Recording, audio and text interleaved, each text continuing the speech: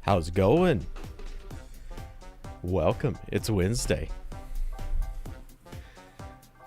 Merry Christmas, everyone. How is the antics? And of course, I just now got a response from Corbin. Let's see. So apparently Discord was giving him trouble, and he'll hop on in a few minutes. Awesome. So cool. And I am good to go, ready with the antics. I don't actually know what to talk about today. There's so many topics. To tell the truth, there's so many topics. But hello to Curvy Mermaid. I don't know why. Briefly, I had that instant repeat of wanting to say Curvy Metal Mermaid. But yeah, it's been such a weird week. Such a weird week. Hello to Austin. Yes, happy Christmahana Kwanzaa. Took me a while to remember that one. But yeah, so I'm just gonna immediately jump right in and start hammering on one topic that this has been weirdly plaguing my week. DJI. DJI has been added to the entity list, which has been one of the oh my god, how stupid can we get kind of topics. So it is still unclear exactly why they were added. The US has not officially given any explanation, any statement on why that is, outside of the broad explanation that kind of pits them with everybody else in the notion that they have enabled human rights violations. And kind of unspecifically, it's been implied maybe it was used for spying on people. At least that's the closest I can get out of it. Which, iffy. I mean, I have little doubt that DJI drones have been used for spying, but whether or not they were used for actually like outright spying on people in a like DJI enabled it kind of way, I got my doubts. And Corbin Mermaid, oh believe me, that's the oh yeah, I'll definitely be talking about the stimulus package. I got words about that. Let's see, new fossil watches. Well, when Corbin comes on, I'm sure we'll talk about that one. The OP9 rumors, we can talk about that. I don't know that there's much to say, though. You might have to link me to something that's interesting, because as far as I'm aware, it just seems like it's going to be another... It's another OP phone. Like, you know, not anything that's huge. Austin, of course, with the FCC auction. Remember, I know so little about the wireless spectrum deals that are going on, so I don't know that I have much to say there. But I did see the link you posted. That is a huge amount that's gonna sell for, so that ought to be interesting. Anyway, yeah, so the DJI thing.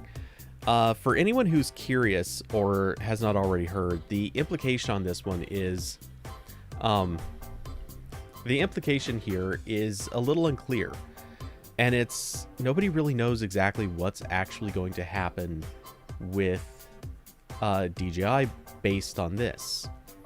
So the terms of putting something on the entity list actually are a little bit weird. What it basically means is US companies aren't allowed to trade with DJI in the sense, like in different forms. Sometimes it means that you can't trade at all. Other times, which this is the case here, companies basically just aren't allowed to they're not allowed to send their technology to DJI. Yeah, Austin, exactly. DJI, so I actually didn't read their official response, but I read the response that was given to multiple other people via their PR agents. And so it is a little, it's very vague. Oh, hey, we have Corbin. All right, give me a second. Let me switch Corbin over to the proper view. All right, we have a Corbin, but his audio is wrong. So, waiting for him to fix that. And his face looks perplexed.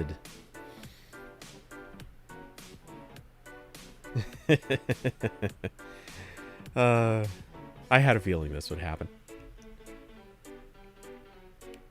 Okay. Are we on the right one? Yes, you are. We're on the right. Wow, that's great. Okay. I never know if it's Jitsi or if it's Linux or if it's Firefox. I'm too far off the beaten path with my software, but yeah. Okay. This is true. Sorry, I'm late. I'm trying to like deep clean everything while I've got this week off and completely lost track of time. But that's yeah. So good times. Yep. So I don't think it's going to take more than another couple minutes, but I'm quickly just running over the DJI issue from this last week. DJI being added to the entity list, and so far DJI's response has basically been, don't worry people, this barely affects us. And they've kind of said, well, it doesn't affect us right now, but in 2021 it might slow down supplies. They're not saying that it's actually a big deal, as in they won't be able to make drones and other products. They're basically just kind of saying, yeah, we don't know exactly how good we're going to be able to keep up with demand. And right now, in a weird way, it's actually good for DJI, because a whole bunch of suppliers are buying up product as fast as they can get it, which is hilarious because DJI is now going to get a huge influx of money. And then in all likelihood, and my theory is, I expect Biden is probably going to get in and reverse, maybe not immediately, but I think they're going to reverse this. And if that happens, yeah, DJI will have made a ton of sales and then immediately go back to doing business as normal. And lo and behold, we're going to just, like, they will be actual winners from this situation. It's like a reverse Huawei situation where instead of like everyone like scurrying away from Huawei and Huawei like trying to buy up as much of supplies as it can, as many Qualcomm chips and stuff as it can, it's just the other way around. Yep. And everyone's buying the finished product as much as they can. Which, honestly, like, not to besmirch Huawei here, because yeah. I mean, I really like Huawei. I think they make a great product. I think the reality here is it is so telling about the realities of the market, because banning Huawei, at least in terms of phones, most people look at that and go, yeah, I was going to buy Samsung anyway, or I was going to buy this, I was going to buy that. Like, people already were used to buying Huawei. And now this, like, Huawei gets put on the list, and all this really did was tell people, yeah, we're just not going to worry about it. When DJI goes on the list, the response is completely opposite, because if you tell someone, hey, I want to buy a drone, the response they're going to tell you is, okay, cool, so you're getting a DJI. Like, yeah. That's how the market is right now. Nobody assumes that you're getting something different. There's more than a few choices for like top tier smartphones, but really it's not like that for drones. No. And like, there's a lot of cheap drone companies, but they're all on the lower tier. They are.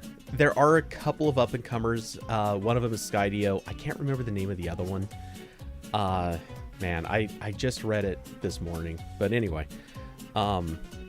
yeah, so there are a couple of up and comers, but they don't really compete They're not on the same level. Skydio could be. Like, my review hasn't come out yet, and I'm way late on that, I fully admit. But it actually just might be becoming relevant again. Anyway, yeah, so they have a really clever drone, but the biggest problem is it was just wildly unpolished. It has a lot of problems with it. But none of them are like breaking issues. It just isn't up to par yet. But it was getting there. I don't know anything about the other company, that's name I can't remember. And then there's DJI, where they just keep polishing their product more and more because honestly, they don't need to do that much with it. So, but that's the thing, man. If you want a good photo drone, that's the company you buy from. Even their cheap drone is blowing away the competition on photo quality. And, you know, it's yeah. So I'm not surprised at all that companies are going to likely buy up all the remaining stock as quickly as they can because they don't want to run out. And it's a sure way to make money. And what's the logic for them being on the list? Is it just this fear that like China will flip a switch and take over everyone's drones and wreak havoc? Okay, so there's the reason that was given with actually putting them on the entity list. What they said is that they were not specific. They just said it was one of the companies that is part of a group that is responsible for human rights violations in China and other countries. So and they were very vague. They included a big list about collecting human DNA, of spying, of doing all this different stuff having to do with basically human rights violations. And they didn't say why DJI specifically. It was just, you know, bundling them in with other people. And I can kind of see how surveillance would be a factor here. That's a reasonable, like, I get that. Yeah. But at the same time, they didn't say, DJI's like spying on the US or anything like that. There was no reason that specific. And in the past, that's something that was brought up. Last year it was brought up, but my feeling is DJI is just one of the few companies that consumers know. And I think honestly, I just think it was a case where the current administration was like, hey, how else can we slap China really, really hard? I know, let's go with the company everybody knows and likes. It's the one sure way to have made news.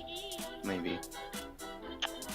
Yeah, I don't know. I am interested to see if how quickly Biden reverses any of this, because I can't imagine, like, if I'm gonna list like number of things that need to be fixed in order of priority, being able to buy a drone is like it's pretty far down. Like, it'd be nice, but I'm not worried about it as much as some other stuff. Okay, so believe me, I'm with you on that. My suspicion is this is going to be one of those cases, though. Okay, so how do I want to phrase this? All right, I agree. For the level of concern that I have that a YouTuber can go out and buy a drone, it's really low. The idea that, oh my god, there's a photographer who can't get an aerial view of his photo shoot to make a video. Like, yeah, I don't care. Zero concern over the idea that somebody can't immediately order their new drone. However, China cares. And when a government says, no, we care, we'd really appreciate it if you get this taken care of. At that point, I could see Biden saying, yeah, okay, we want trade to work out here. So, yeah, let's start making this work. Especially if it's like something that's only getting started now. I imagine this would be a lot easier to reverse than maybe some stuff that happened a year ago, 2 years ago. Yeah. Um, yeah. So, yeah, good times. Um, So I saw Curvy Mermaid brought up new Fossil watches, and I hadn't heard of this because again, I'm not doing any work this week, just catching up on everything not work related, basically. So I hadn't heard of this, but so I see the gist of this rumor is that Fossil is getting ready to release some new smartwatches, and they have LTE, but they don't have the new Snapdragon chipset. So they don't have the Wear 4100. It's presumably still the. Okay, so we're saying it's likely that it has the 3100. let's see. I'm digging up. By the way, Austin brought up the question of who could challenge DJI. Sorry to backtrack, but It's your show. You do whatever. but Parrot, if I remember correctly, I think Parrot is actually dropped out of the market of drones. I could be wrong on that.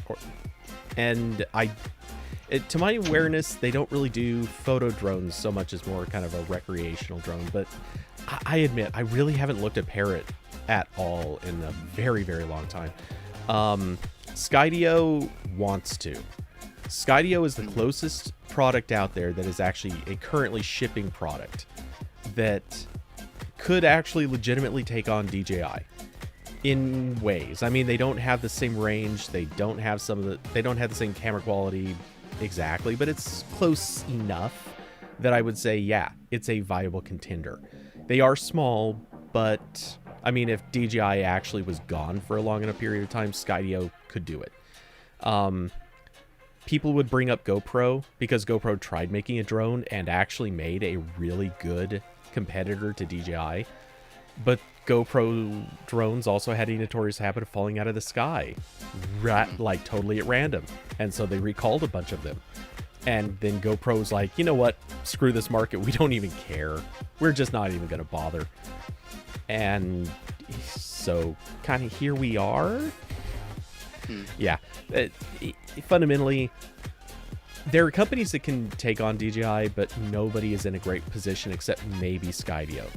That being said, I can't think of a better time for a big company to come in and buy Skydio. Like, you could ramp up so fast. Get that nice vertical integration going. Well, if I'll just say it, if GoPro came in and bought up Skydio, or if any number of other companies who make cameras, like if any of them came in and bought up Skydio, I'd say it's a 6-month turnaround. They could have a drone ready to go that would blow away, not blow away DJI, but I mean would blow away any other up and comer, and would be immediately competitive with DJI. That would do it. Anyway, so the Fossil stuff, I'm looking for an AP article on it, and shockingly, I don't see one. I don't know if we did. I haven't looked at Basecamp or anything. I'm looking at 9 to 5 did a write-up. Kyle over there, who was on the Techathon live stream. Yes. Figured we'd talk about that too. Yeah. So again, like we're going off by FCC docs, so most of this is just speculative, because most of that is hidden until the product comes out or it's in some other document that's not available for public viewing. But the FCC docs do show a circular screen, shocker, and the model numbers seem like it's like an LTE iteration of the current design rather than something totally new, which I think Fossil did this last time a new chipset came out. Like when the 3100 came out, I think they released more watches after that point that still had the 2100. I don't get the vibe from Fossil in general that they really care about being on cutting edge hardware. Nah. In general, like they've done, like I think the Fossil, I think the new Fossil Sport whatever came out after the 4100 was announced, released, whatever. So Yeah, it's a bummer because like I think still the only Wear OS watch with that new chip is the Tick Watch, and I don't really like the Tick Watch. Um, it's really fast, and the 60 hertz screen is really nice, which I think is also on some other Mobvoi watches, but not on any Fossil ones, from what I understand.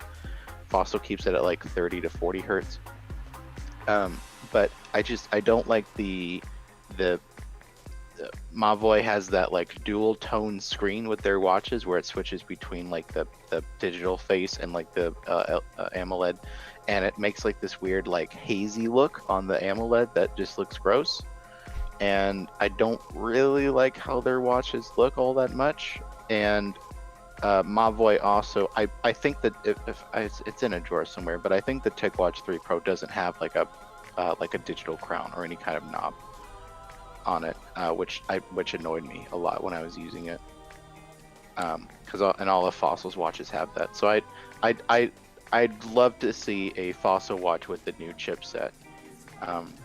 Especially since Fossil is getting a little bit better with the software. Like they've started replacing a lot of Google's stuff with their own solutions that work better because Google isn't maybe giving that much attention to Wear OS at the moment. So yeah, a little bit of a bummer. I don't care about LTE watches at all. I don't really care. So Samsung sent me the LTE Watch 3 to review, but I think that's just because like they had it. Like they never gave me like activated service or anything for it. And like when I run with this, or when I was, because now it's really cold outside. But when I was running with this, like it'd be nice to like get text and stuff when I was running, but it's far more compromised, especially with Wear OS because it's already more battery intensive than Tizen. So yeah, and so carriers have tried to do the LTE watches, and it seems like most of the time they don't really work out. Like there was that one that Verizon tried to make, and that was discontinued in like 2 months.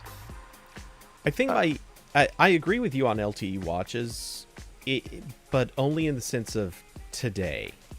And for the near term future, I think it's one of those things where no one has really given us a good reason why you need LTE on a watch. Like it's a nice idea to say, yeah, we should be able to get calls, but outside of that, it's just like it's not really that much of a thing yet. Like I would just want it for communication. Like, oh, I sprained my ankle while I'm running. Can I call someone to pick me up, or call 911 or something? But exactly. I think they can even so something like that. But especially since Spotify and some other apps on Samsung's watches can do. Wow, my camera is struggling to keep that focus on. Especially since Spotify on Samsung's watches support offline and everything, so you can just download everything on the watch. Yeah. So yeah, and now my dog wants in. No one can leave me alone right now. All right, Daisy, let's go. Come on. Welcome to Christmas week. Yeah, let's go. What are you sitting at the door for? Go. Okay. No, yeah, I got all the crap on the bed. You got to get off. Okay. All right. Yeah. So speaking of Christmas, that Techathon live stream. Wow. Yeah. Just shy of $3,000 for Doctors Without Borders. I'd call that a success. Yeah, and that went far better than I thought it would. I thought I would fuck up. I thought maybe someone else would fuck up. I thought maybe somewhere I'd gotten a time zone mixed up in scheduling, and like someone would show up at the complete wrong time. I mean, I'm still about like 87% sure that you technically scheduled me at a time that I said I wasn't really into being on. But that wasn't a big deal. It was just like I was aiming for slightly later, and the time blocks worked out that I would have been coming in the middle of a D&D game. So, no, I mean, I had to. Mm-hmm. It was okay. Just technicality. You did screw up a time zone, I think. Well, but it doesn't matter. We'll have to go check the tapes on that on that one. But yeah, no, it worked out really well. There weren't really any technical issues except like the like 20 minutes I struggled on air to get like the sound to work right when I took over. Yeah. And then I think when I streamed for the second time, something didn't get saved, so I was like muted for an hour or something like Oof. that. But everyone else was and like no one in the chat would told me until like way in. They're like, "Hey, I can't hear Corbin," and I'm like, "Oh no!" They've been talking to no one. Yeah. But no. I mean, it worked. It worked out really well. We had that. Yeah, we had that one guy that came in and donated like 2K, like 3 hour or 2 or 3 hours in. And then it was a little bit of a trickle after that. Yeah. But no, I mean, it went well. I was really happy. Everyone had, again, no technical issues. Evan, Adam's friend, streamed for a while. I streamed for a while. You streamed. Niels streamed. Everyone had, good internet. There wasn't any, oh, my router went down or OBS died or something. I was really happy. One of the things I was worried about was that I thought the stream might look like crap because I was having difficulty getting Jitsi to look good at all. Because I thought I remember back in the AP podcast days that I was able to make Jitsi's background transparent, and so it would just be like a widget, like all the other overlays. Mm-hmm. And I couldn't get that to work for whatever reason. I don't know if they changed something or OBS doesn't work that way anymore. And then like I was troubleshooting it with Jules like the night, like 2 days before, and he was like, "Oh, why don't you just do a green screen Chroma key, on yeah. it?" Yeah, chroma key. Yeah, so I just like changed the Jitsi background to green and then set like the dial and for the sensitivity to 1 because it's just a solid color. Yeah. And it worked. I'm like, this is really janky, but it works. So you know what? It's fine. It turned out. I think it looked okay. Yeah, no, it worked. It did cause a little bit of weirdness with a couple of people's cameras if you look closely, but not enough to matter. Yeah. And I already do this, so it worked fine for me. The only Yeah. catch was I couldn't use my green screen because because I had blocked you from that. Yeah. No. Yeah. Nothing like that. It was because and actually when I joined you, it would have been a different story, and I'll come to that in a second. But while I was streaming, I couldn't use my green screen because people were joining and leaving Jitsi, and so my camera position or the position of my video would keep moving around inside of Jitsi. Oh, so yeah, I couldn't do anything about that. Like the only thing I could have done, I could have taken myself out of the Jitsi view, and by doing that, it would have given me the ability to like add my own camera separately. And I almost did that. I was really close to doing that. Then it's like, nah, it's just not worth it. Like it was too much work to do that at the last minute. But yeah, it technically would have been doable. Though when I joined you, I could have done it. I could have just opened up OBS, used a virtual camera, and done it for myself. It would have been no big deal. The only thing is I went to another room, and I didn't want to go to the trouble of setting up a green screen. I was already joining, I think, half an hour before you were supposed to leave, and then we ended up all staying on like an extra hour and something. You just popped in the dead of night and hung out for a bit. Hey, I do that kind of thing. It was just a casual hop in. But yeah, no, I think Jitsi was the real MVP of that, because I was worried at some point that Jitsi had implemented like a time limit like Zoom does, because I would assume it's being used way more, or they did something else hacky, but nope, worked perfectly. We had people coming in and out all the time. I could, we had the camera calls go into a little corner whenever we switched to a game, and nothing stopped or paused. Yeah, Jitsi has turned out to be the video chat service for this purpose. One thing I actually found really funny, I was trying to solve a couple of weird little issues, or looking for ways that I could tinker with Jitsi for the configuration I wanted to have for the D&D setup. And I made some small tweaks for that, nothing big, but while I was digging around, I remember when we were trying to do the AP podcast, and if you even tried searching for Jitsi and OBS in the same Google search, you were going to get like 2 results, if that. Like, it was nothing. Now if you search for Jitsi and OBS, holy crap. Let's just say I have faith a lot of people have discovered Jitsi. It's good. It's very rare that like the free and open source alternative to something is like just as good, if not better, than the competition. Yeah. But yeah, but I think web browsers have really lowered the time it takes to, the barrier of entry. Yeah, that's what I was looking for. Because like all this stuff is just built into the web. Like WebRTC is in every browser now, so it's a lot easier to do this stuff.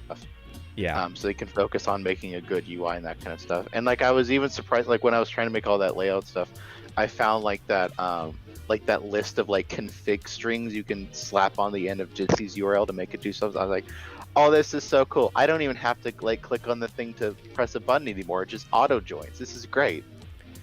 Yeah, I saw that, and I gotta admit, I wasn't a keen fan of that for everybody to be using. Well, it was for the reason that I explained in chat, which is if somebody starts up OBS while someone else is streaming, then all of a sudden you're gonna have an extra Jitsi bot showing up in the chat window, which did happen, but it's not a big deal. It was just one of those little things. Like, it didn't need to be there. No big deal, but it didn't need to. Anyway, but yeah, so Jitsi's the new MVP of the stream. Yes. But yeah, it went really well. There was a little bit.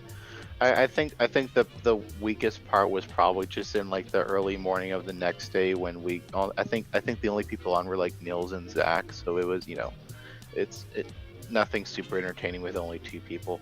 Like I was trying to do my the chatting segment with Mindy, and Mindy's super entertaining, but also I had been going for like 7 hours, so there was only so much I could do.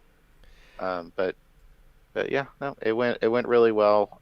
Adam wants to do another one next year, possibly make it bi-yearly, so like there'd be like one in the summer when it's not like really bad. This one was like worst time for everything, because like I had a bunch of stuff I was trying to get through. Adam had a lot of on his plate that came up last minute. Christmas, bad time to organize things, I think, in general. So maybe one that's just in the middle of summer would be good. I'd hope that if we can't get more people next time around, maybe we could shorten it to 12 hours, because I don't think it really needed to be 24, and that was really hard to stretch everyone out to fill all those time slots. Yeah, I mean, I would agree on all of that. I feel like maybe starting at a different time would possibly be more effective too. Yeah. Not by a lot, because, starting mid-afternoon Eastern is probably not a bad idea, but yeah, something to that effect. Yeah, I think it was starting like 7 p.m. his time. It was 2 p.m. my time, so that would have been like 11 for you, I think. But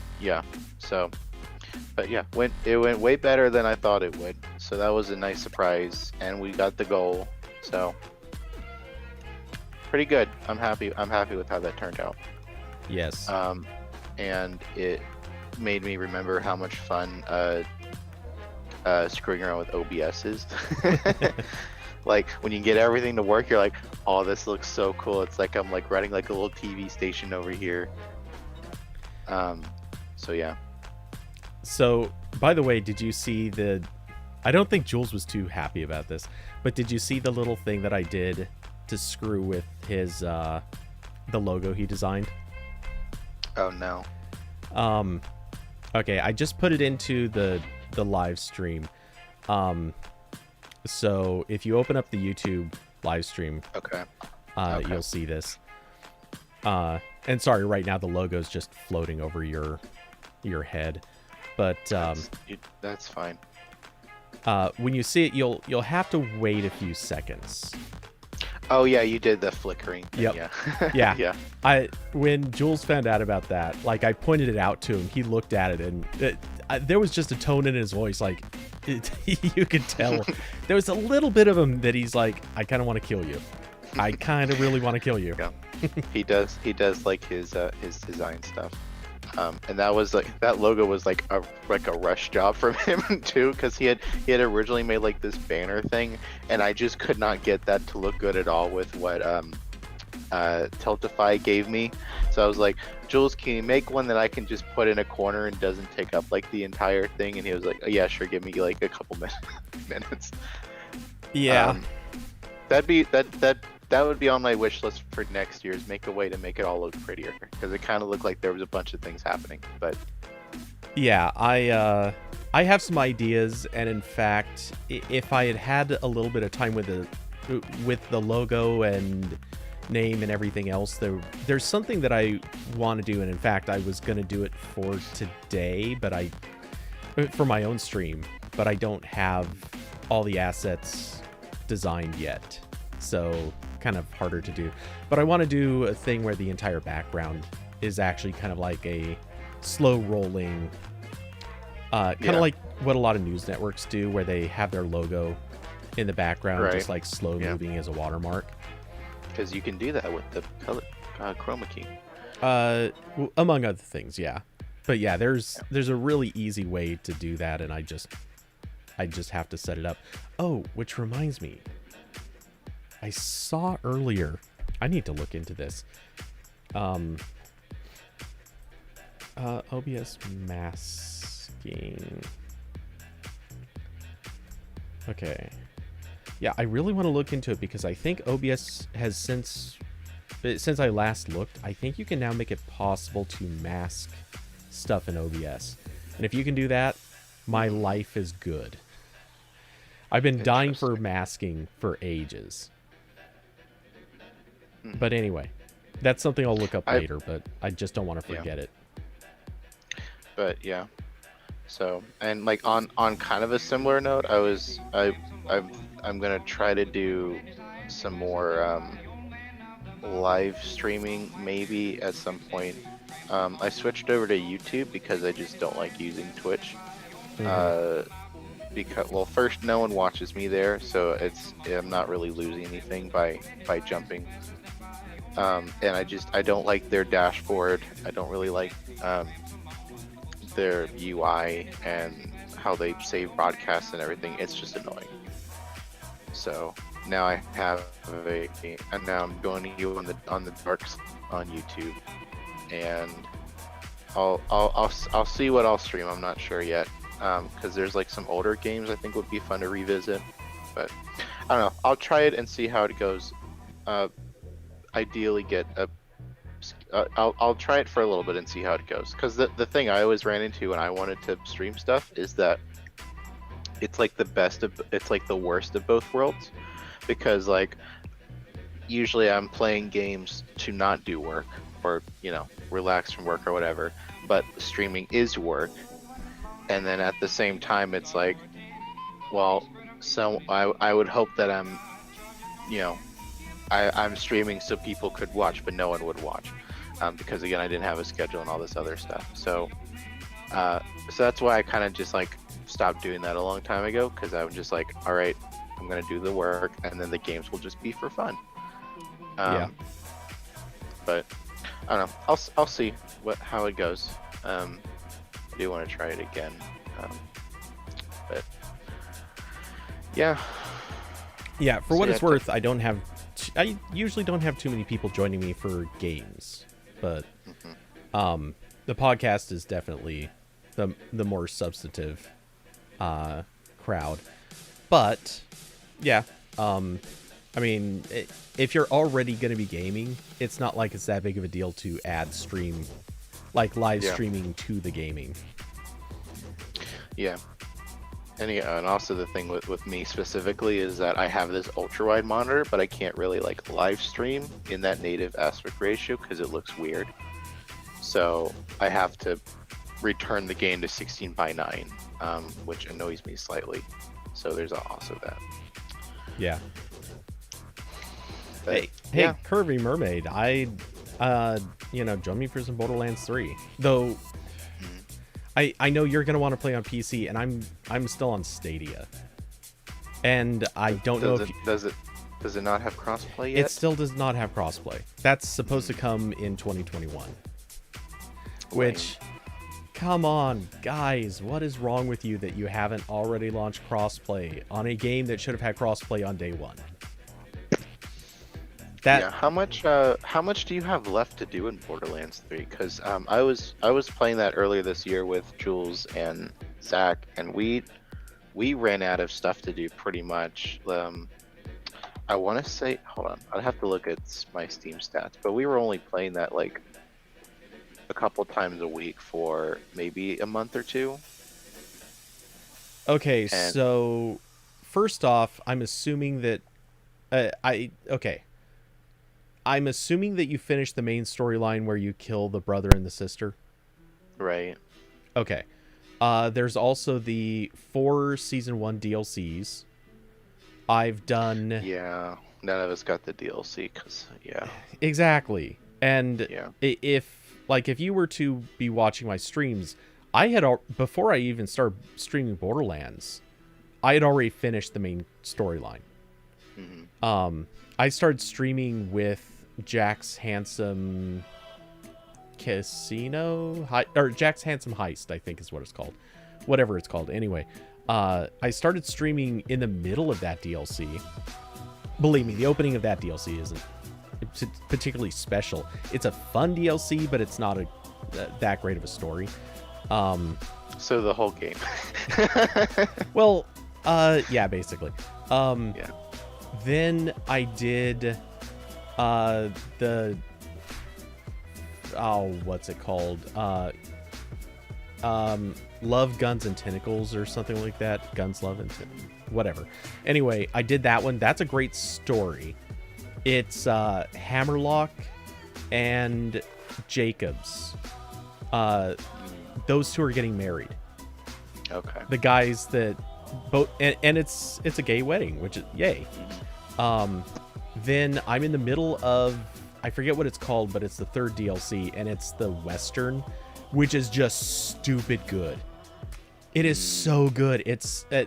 Oh my god. Okay. It starts, like the whole thing is narrated by like this old cowboy. So all these things that you're doing have a voiceover by him, and it's awesome. It's like him telling a campfire story. And then I haven't touched the 4th DLC in Season 1. Plus, now Season 2 DLC, they've got at least 2 DLCs in that, plus some other thing that's not technically DLC. It's something else. Anyway. Yeah, so there's still a fair amount left in Borderlands 3. With DLC. And then that deal that they just had where you could get... on Stadia. You could get the whole thing for like 10 or 11 or 12 bucks, Season 1 and Season 2 included. I mean, that was worth it. Like, right. I just used my $10 coupon and another $1 or whatever, and lo and behold, I now have Season 2 DLC. Yeah, I would.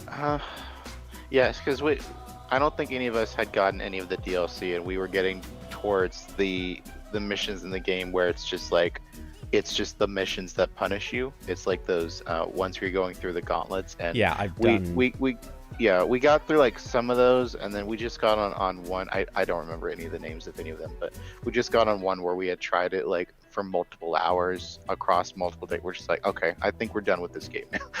I think we've exhausted what we can do here. So yeah, okay. Well, I guess maybe at some point we'll get some DLC and keep going that direction. I was having a little bit of fun with the Tina DLC in Borderlands 2, but it like was glitching out hard for us, and I don't like some save data got corrupted somewhere between us all playing together.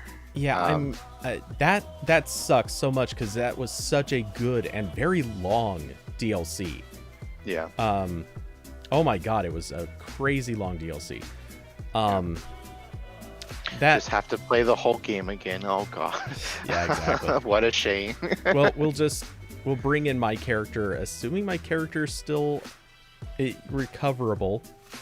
I think I still have that save sitting in Dropbox, at least one of the earlier versions of that save. But yeah, I could speed level you guys if that was ever actually an issue. That being said, and Kirby Mermaid, I'm not sure if you heard about this, but my last remaining Windows machine, at least last remaining from this decade, is now dead, or effectively dead. My Surface Book, you won't be able to see this on camera. It's really not obvious, but let's see, if I orient it against, yeah, you can't really see it on camera, but the screen is puffing out. The battery inside the screen is bulging.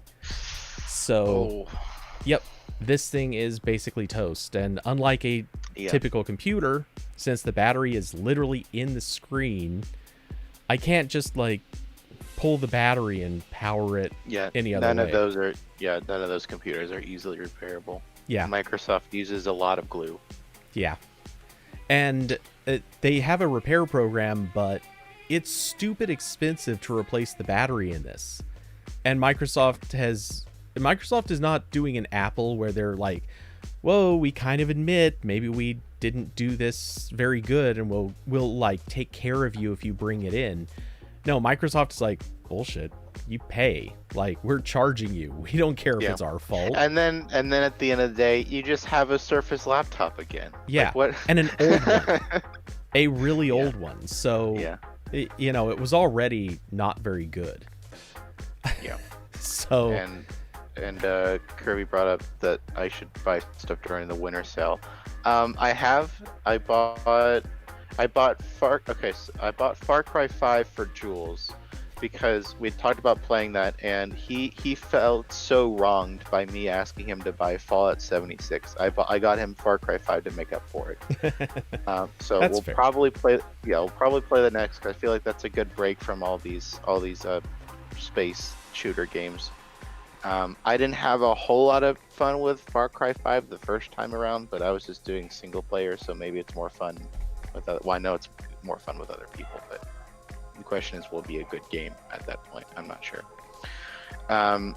Yeah, so we've got plenty of stuff to play. We can give Borderlands a little break. Too much of a good thing. But yeah, what was I? So yeah, okay. So Stadia doesn't have crossplay. That's kind of lame. What else was I gonna play? Yeah, but yeah. So nope. Winter sale. I might get. I've had Iron Fury on my wish list for forever. I might get that for myself. I don't think it has multiplayer. Have you seen that game at all? Nope. Okay. It's made by this indie studio. I think it was published by.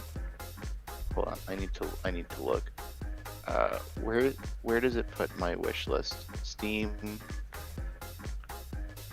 UI is just not good. Okay, well, I will agree with that. Yeah. Okay. So yeah, it was developed by this small studio, published by 3D Realms.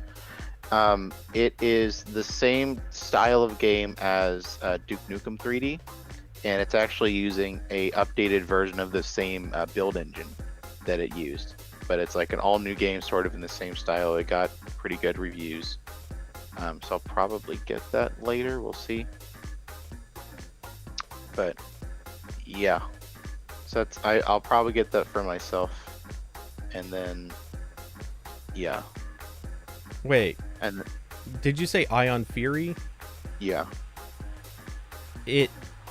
I'm playing the video into the stream right now, and this looks like original Duke Nukem. Yeah. Because it is using the same engine and everything, but it's like the levels in it are a lot bigger than what was in Duke Nukem. Yeah. Man, this is some jank old stuff. Oh yeah. Don't get me wrong. There's some old stuff that's pretty fun. Mm-hmm. Yeah. I mean, I will still sing the praises of some. Go on. Oh damn it! What was Serious Sam? I will always sing the praises. Of some good Serious Sam. That's a series I need to try at some point. I've seen people play it, but I've never played it myself. I want them to apparently, I guess, fix the Serious Sam 4 that they came out with earlier this year, because was it bad? Well, not bad, just all the reviews basically said, yeah, this is neat, but it loses its appeal very quickly, which part of me thinks that these are people who don't understand how that game is supposed to be played. Yeah, it's just waves. Yeah, basically. Like, it's one of those games where it's not supposed to be taken too seriously. And a lot of people, it's kind of like when reviews of Borderlands 3 came out, everyone's like, oh my god, it's a childish game, and it's this and it's that, and it's like, you do understand when you were told you were going to review Borderlands 3, you were reviewing a Borderlands game, right? Yeah, I need all my games to be super serious, Cody. No fun allowed. I kind of wonder. It definitely had that feeling to it. Yeah. Yeah, I need to go back and look at like fun indie that came out over the past couple years and maybe try some of those, because I am getting a bit burnt out on the AAA open world future games a little bit, and that's the trend right now. Are you possibly implying that Cyberpunk was jumping on a bandwagon here? No. Okay, so you know what I want? I want a future first-person shooter, RPG, whatever, that is not dystopian. Can we get that, please? Can I get like an open-world Star Trek-esque game? Like, just make it about something that is not like, I feel like we need to set some boundaries. So no capitalism is bad story. We've done that. Been there, done that. Every single game. That's every Borderlands game. That's Cyberpunk. That's all these other titles. Can we do a we're not, I don't know. I feel like I'm seeing the same formula pop up in like so many different games, and it's a little bit frustrating because I like future stuff and I like space stuff, but it feels like all these have the same theme, that like the 11th grader came up when he was supposed to write like some sort of like essay about what the future could be like. And I feel like we can go in more directions with this. It doesn't always have to be like dystopian and that kind of stuff. I know it is a very minor thing to grab hold of, but I would argue, while yes, Borderlands 3 has a capitalism is bad message, I think Borderlands 2 technically did not.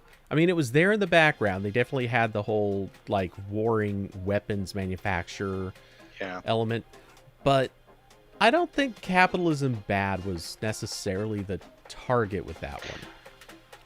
It was more like, I guess not when Handsome Jack was a dictator. Yeah, it was more like narcissism is bad. Yeah. It was a warning about Trump, but except the game had to have a good-looking character, or at least one that thought he was. And I like listening to Handsome Jack talk. Oh God, I know. Man, if we were gonna have such a good voice actor, if we were gonna have a terrible leader, why couldn't it have just been Handsome Jack? he like shows up like cell shaded and everything too. Oh my god, that'd be awesome. Oh man, yeah. As much as like I wasn't like a super big fan of Borderlands 3, the voice actors they picked for that series are all fantastic.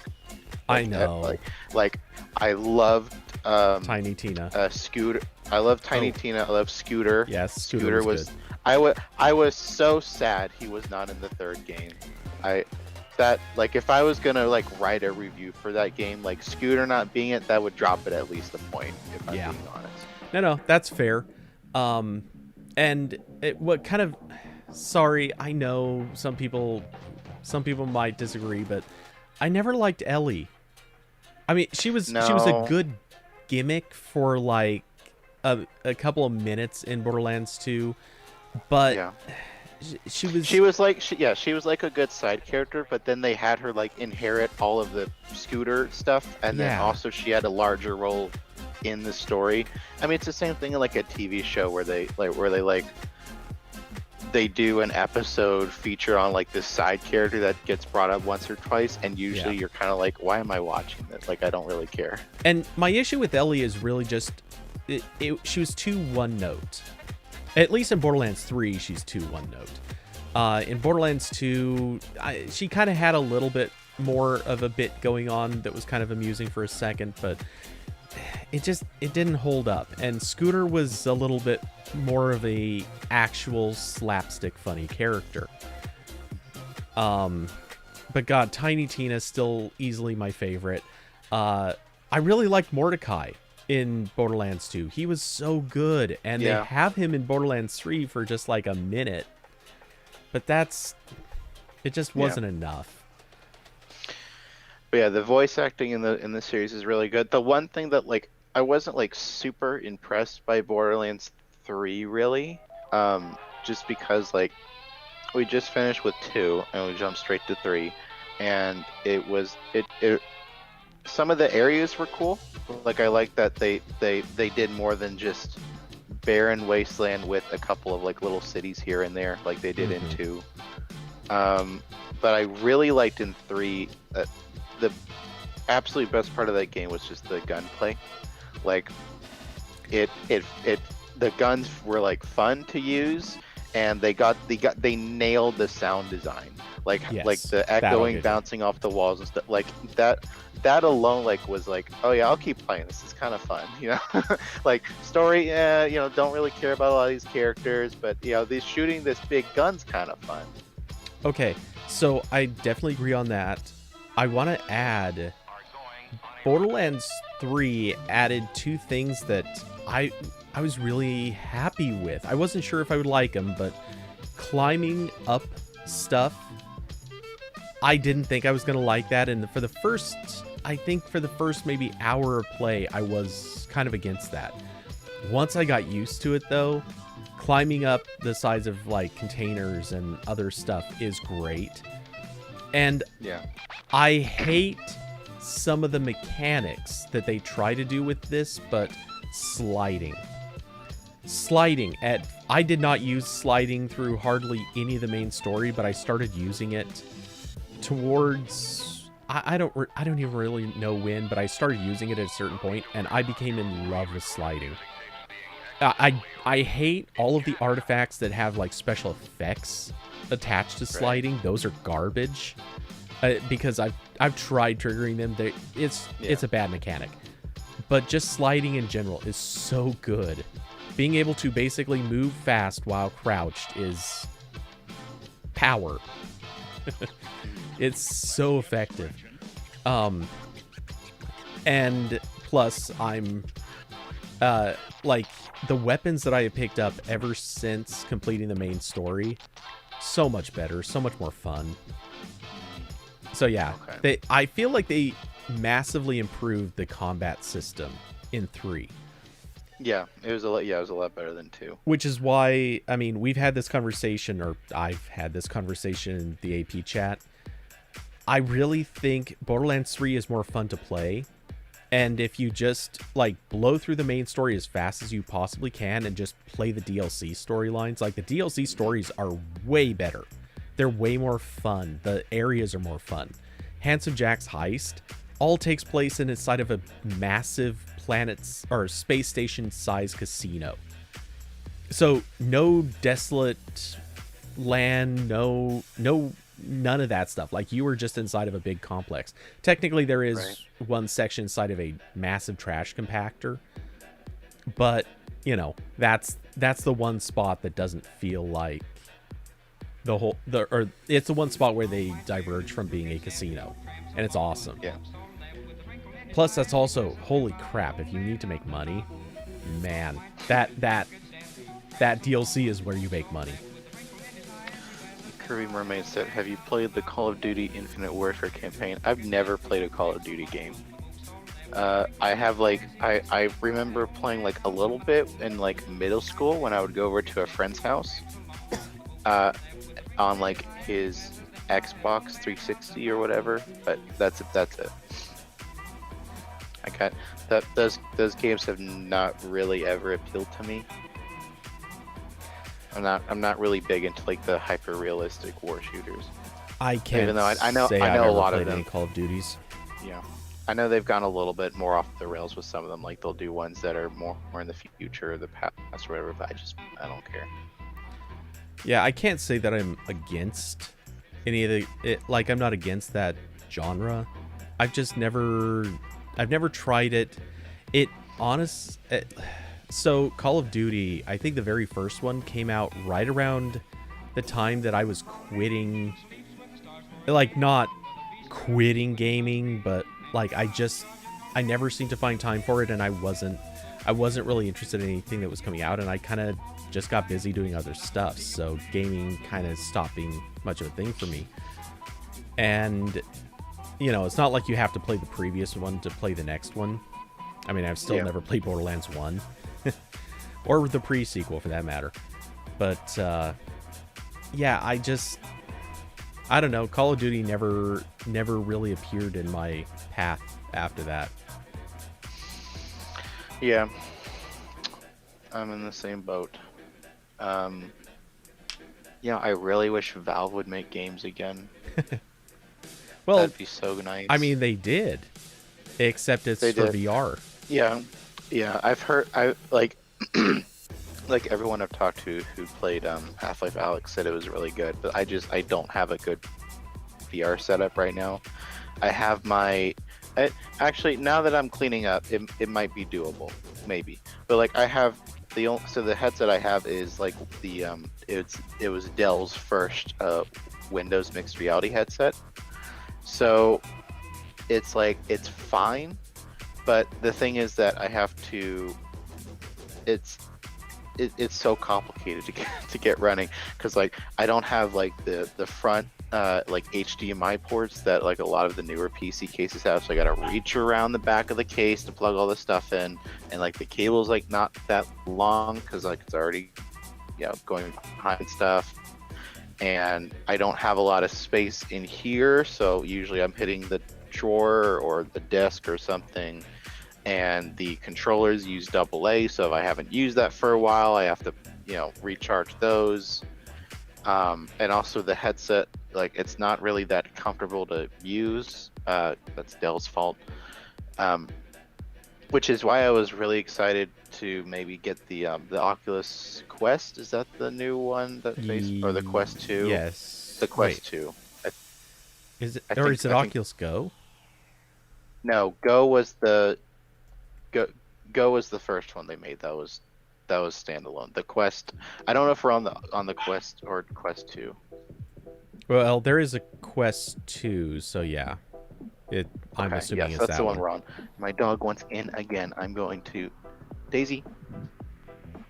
I need a dog door. Go. Yeah, you kind of do. If I was gonna live here for more than like a couple more months, I would 100% get a cat door on my door at this point. I was excited to get the Oculus Quest 2 because like I like the VR games I've played. It's really fun, but it's so much work to get it going. And I was like, if I can just get the dedicated thing that I can walk to any space and play, it doesn't need to be tethered to my computer, that'd be great. But then, Facebook did all the dumb account tying stuff, and they've been dumb about a couple other things with their Oculus lineup. So that's off my list. Yeah.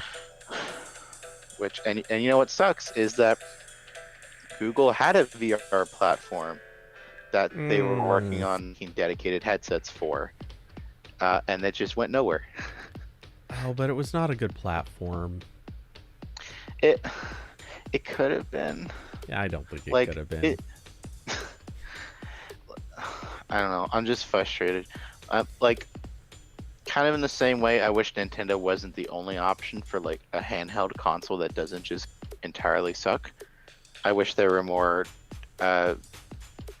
options for dedicated VR heads or integrated VR systems that isn't Facebook. That would be nice.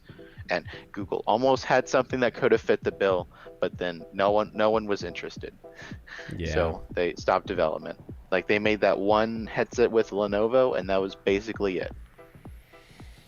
Yeah, I don't know. VR, because like the Quest 2, it still runs Android. It's still based on that. Right. So here's my thing. I feel like when we're talking about VR, I feel like this is one of those things where we're going to look back. It's going to be like 10 years from now. We're going to look back on current VR and say, okay, they almost had it, but now we have it. And that's going to be the viewpoint in 10 years. And yeah. I think we're close. Like, for almost as long as I've been even really aware of computers, people have been talking about VR. I mean, I remember this stuff back in the 90s. And VR has always been kind of a topic, and people have been tossing it around and trying to make it happen. And it every time it gets a little closer, it's terrible still at those times. And I think it's terrible even today. It's just less terrible. And it's close enough that some people are like, we're into the early adopter stage where people are like, no, this is good enough. Like this is the real jumping off point. If VR has happened. And I'm looking at it and it's like, nope, this is like Linux on the desktop. You guys keep saying it's going to happen, but it's not happening. Aww. And there's a reason it's not happening, because this isn't solving the problems that kept it from happening. And you know how I can tell? Because it hasn't happened. Because if VR has happened, let's be honest, you would see everybody has VR. Like, that's kind of what we thought was going to happen with PlayStation VR is, hey, here's a company, they're finally doing VR that everyone is jumping on. Nope, never mind. Yeah. Like, people didn't jump on it. They kind of started to for 15 minutes. It was a really good selling product. And then everyone's like, nah, we're good. We see what's being done with this. We're just not into it. And that's, to me, is proof positive that VR, it's getting closer. It's close enough that a company can make an accessory that goes with their expensive console, and or an expensive accessory to go with their expensive console, and it's not a terrible experience. But it's clearly not there yet, and that's the catch to this whole thing, is we're just not there, but we're close enough that some people have convinced themselves we are. Yeah, and like when I get it all hooked in and working, like it is a lot of fun. It's just getting to that point that's a struggle. And yeah, something like the Oculus Quest 2, but not made by Facebook, would be really great. That's what I would be into. And it also sucks because like Google killed Daydream right as I think we were getting to the point where it could have been good, because like when Daydream was a thing. Okay, you're already shaking your head. Okay, but so when Daydream was being killed off, we were just starting to get like really high resolution phone screens and GPUs that weren't completely terrible in Android phones, and maybe we could have got somewhere there, because again, like the Oculus Quest 2, like it just uses like Snapdragon chips, so there's no secret sauce that Facebook has except some their own SDKs for a couple things. Okay, so I'm gonna nitpick and pick apart a few of the things you said.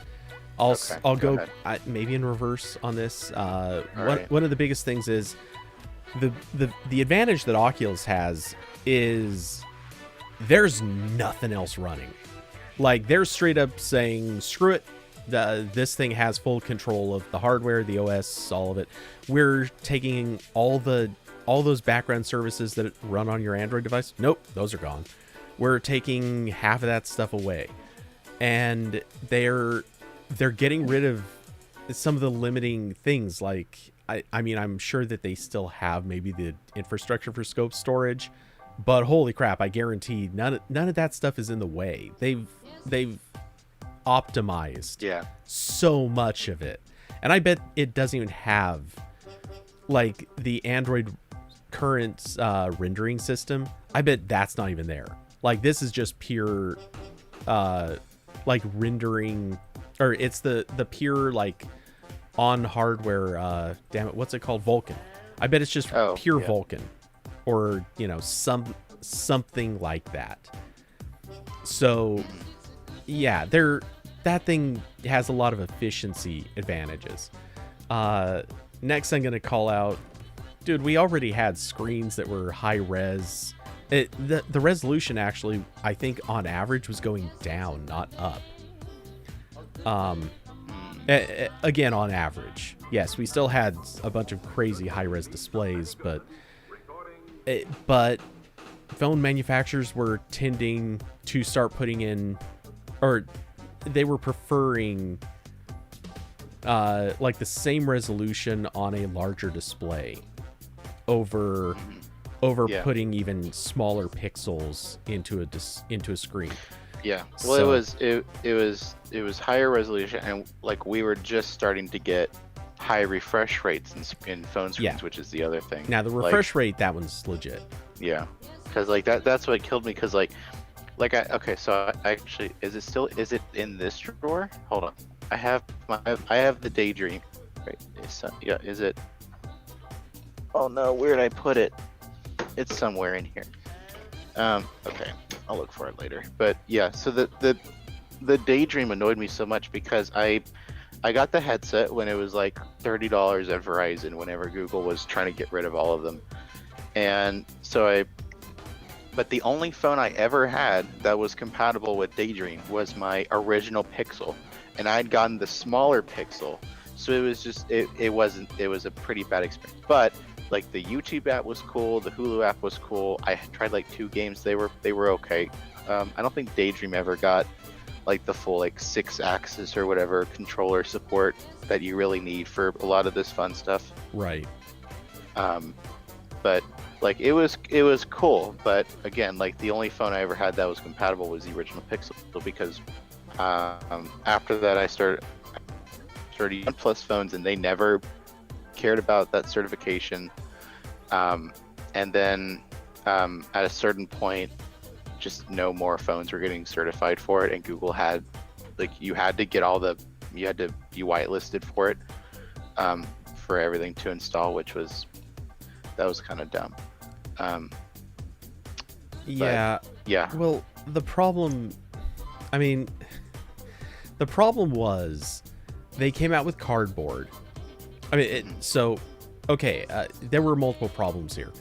One of which is they came out with cardboard first. Cardboard was already getting mediocre support, and the existence of cardboard kind of introduced this challenge where developers who could have built for a particular thing were, depending on what they were building, they might say, well, we could just build it for cardboard and it'll also work with Daydream, but it's technically a cardboard thing. So they were building, there was a lot of developers just building cardboard apps. And well, we see that happen all the time with backwards compatibility, and right. Like, how many times have you brought up how much your BlackBerry playbook sucked because everyone just made Android or ran the Android apps on it? Right. But the thing is, now imagine being a product manager at Google and somebody comes to you and says, well, so how many apps were developed for Daydream? And you genuinely have to stand there and say, well, like hardly any. But no, we swear it's still okay because Cardboard apps will run on it. And, you know, when you look at the numbers and the Cardboard apps outnumber the Daydream apps by like 30-1, probably more than that actually, that looks really bad. I mean, that's like devastatingly bad for you if you're just such a tiny little blip on the radar for your whole thing. And they obviously just weren't selling Daydream headsets. The company or the other OEMs didn't seem that concerned with Daydream. Yeah. You just go down this list and I feel like Daydream was given no chance anyway. And I'm not sure that it deserved much of a chance. It still felt half-assed. Yeah, I like the... I don't know. It's just, I liked using it, and I wish it would have gotten to the point where it was good or more easily accessible, and that never happened. Yeah. Which stinks. Also, the Daydream headset. Again, yeah. Dude, that... It was not, yeah. Not a good design. No, I mean, carpet on your head's not a good design in general. Yeah, I mean, I appreciate that it was fabric. I appreciate that they designed it so that it would be comfortable-ish to wear, though I think that's a stretch. But here's the thing.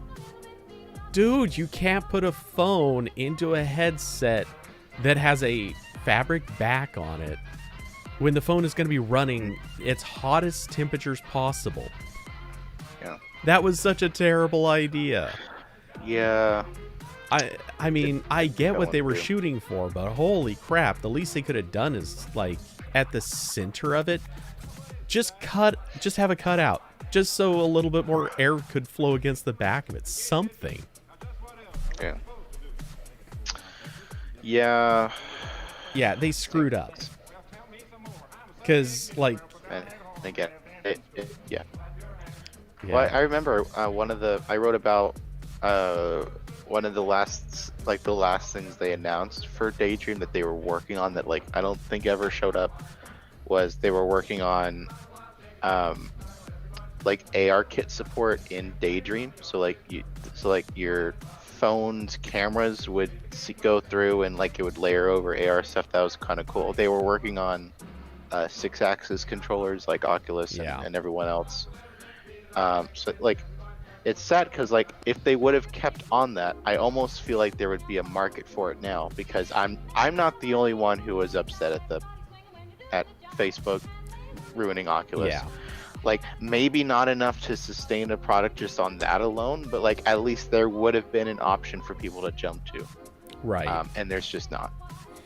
Well, I have a feeling. I have a feeling we're going to see some changes in the market that fix that anyway. But as far as it goes... Oh, and the other thing, which you were kind of bringing up but walked away from, the Daydream headset also not having a camera cutout. That blows my mind. Yeah. Yeah. Or maybe not even a camera cutout. What they could have done... Very seriously, what they could have done is actually had like an add-on to the Daydream headset that puts one or two cameras onto the headset itself. That way, they needed a way to do AR, and they never had it. That pisses me off. It was such an obvious thing to do. Yeah, and that's the I think the Lenovo dedicated headset had that, but that's because it was built in and they could do that. Yeah.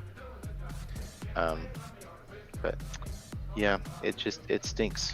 I am interested to see where WebXR goes, which is the new API for doing everything AR and VR related in the browser, because now we're getting to the point where it's like the same thing with progressive web apps, where it's just this is all implemented in the browser, and then Chrome or whatever just does wrappers for every conceivable platform.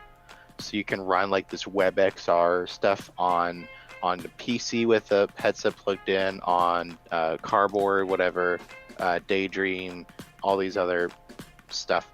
So I'd be interested to see if we can start getting cross-platform Daydream apps, but I don't like. If I was gonna bet on the odds of that becoming mainstream, I'd probably not bet a lot of money, because we've had the technology to do 3D games in web browsers for like a decade now, and there really hasn't been a whole lot of people use that.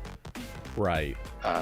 Like you've been able, like technically, I think you've been able to compile Unreal Engine games to run in the browser for a while.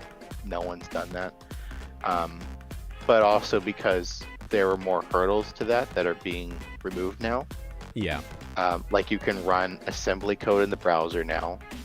You can store just an ungodly amount of local data now with web apps can. So who knows? Maybe This is all circling back to the classic. Let's just turn Chrome into its own OS. Yeah. Except it'll live on top of your OS. Yeah. Yeah. And also Chrome is like an antivirus and running 50 other services, and it's great. So we definitely didn't go wrong anywhere here. This is all good. Exactly. So I don't know if Austin was reading the future or what, but the mention of Stadia VR just fits so perfectly into this, because man, that's what it has to come to. One of these days they're going to have to be able to deliver VR over Stadia, and I'm not suggesting that they're going to be able to deliver. I mean, realistically, I don't think they can deliver the instantaneous performance that you need for VR.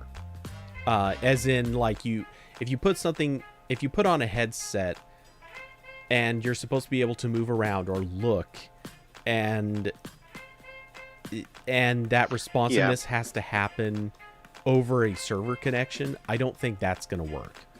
However, if they can stream an entire 8K image, I think 8K is the minimum for 360 view. Anyway, if they can stream an entire 8K image and you can look around and the headset is responsible for determining what you see, then that could be okay. But still, I feel like you're going to have a lot of like on rails type of games for that to work. Yeah, that's much farther off. Because again, like you said, like there is like a biology thing involved where if you don't get an instant response, and if the game isn't running at like a certain frame rate, then you will get motion sick and you will throw up. And well, so I wouldn't call it that automatic. Some people are gonna get headaches. Some people are gonna get sick. Some people are gonna be totally fine. But it's not good, and you lose that sense of realism very, very fast. Yeah.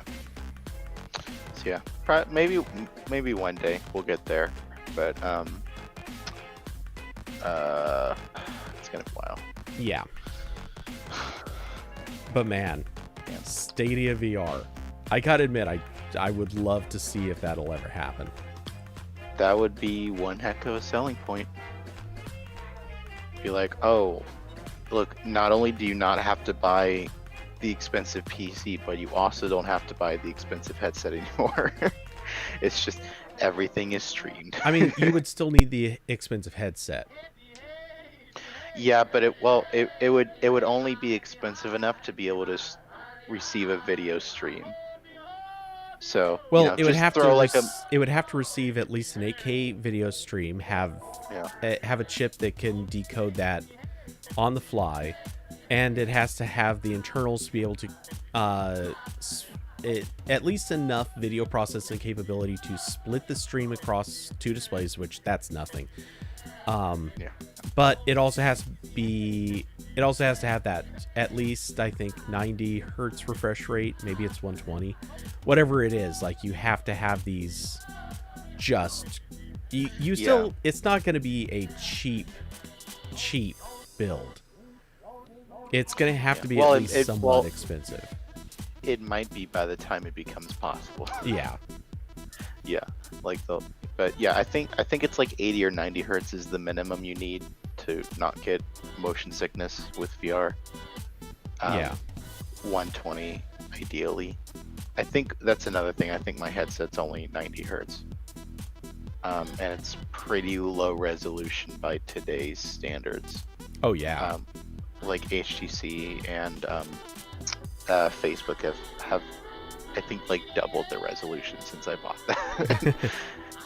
Yeah, so that probably just needs to go to like a Goodwill or something, and I need to buy something different. But not worried about that right now. Yeah, I was gonna say. I have other games I can play. You know, I still need to finish Pokemon on my Switch. I got that 2 years ago, so I need to get on that.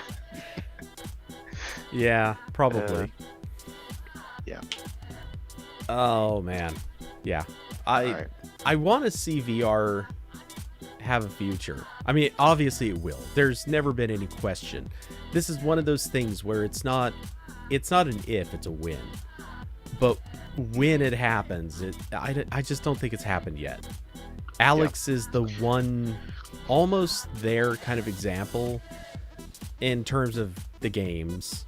And that was the problem with Daydream, by the way, too. Daydream, nobody ever actually built a good game for Daydream. Yeah, it was just a lot of like, oh, we added motion controls to our cardboard game from 5 years Yeah. ago. And Yeah. I mean, I'm not gonna hate on Daydream, but it always felt more like a cute little technology demo than a serious thing. Yeah, Google was building like the platform, and they were probably hoping that more developers would be interested than they actually were. Yeah. Whereas like I think Facebook is going more with like the console model, where you're like actively trying to rope developers in. Yeah. And make sure that their games will keep working. You know, like I think you can technically still play. At least I think they're just now starting to phase it out, but I believe you can play Oculus Go games on the newest Quest 2. So that's pretty good backwards compatibility.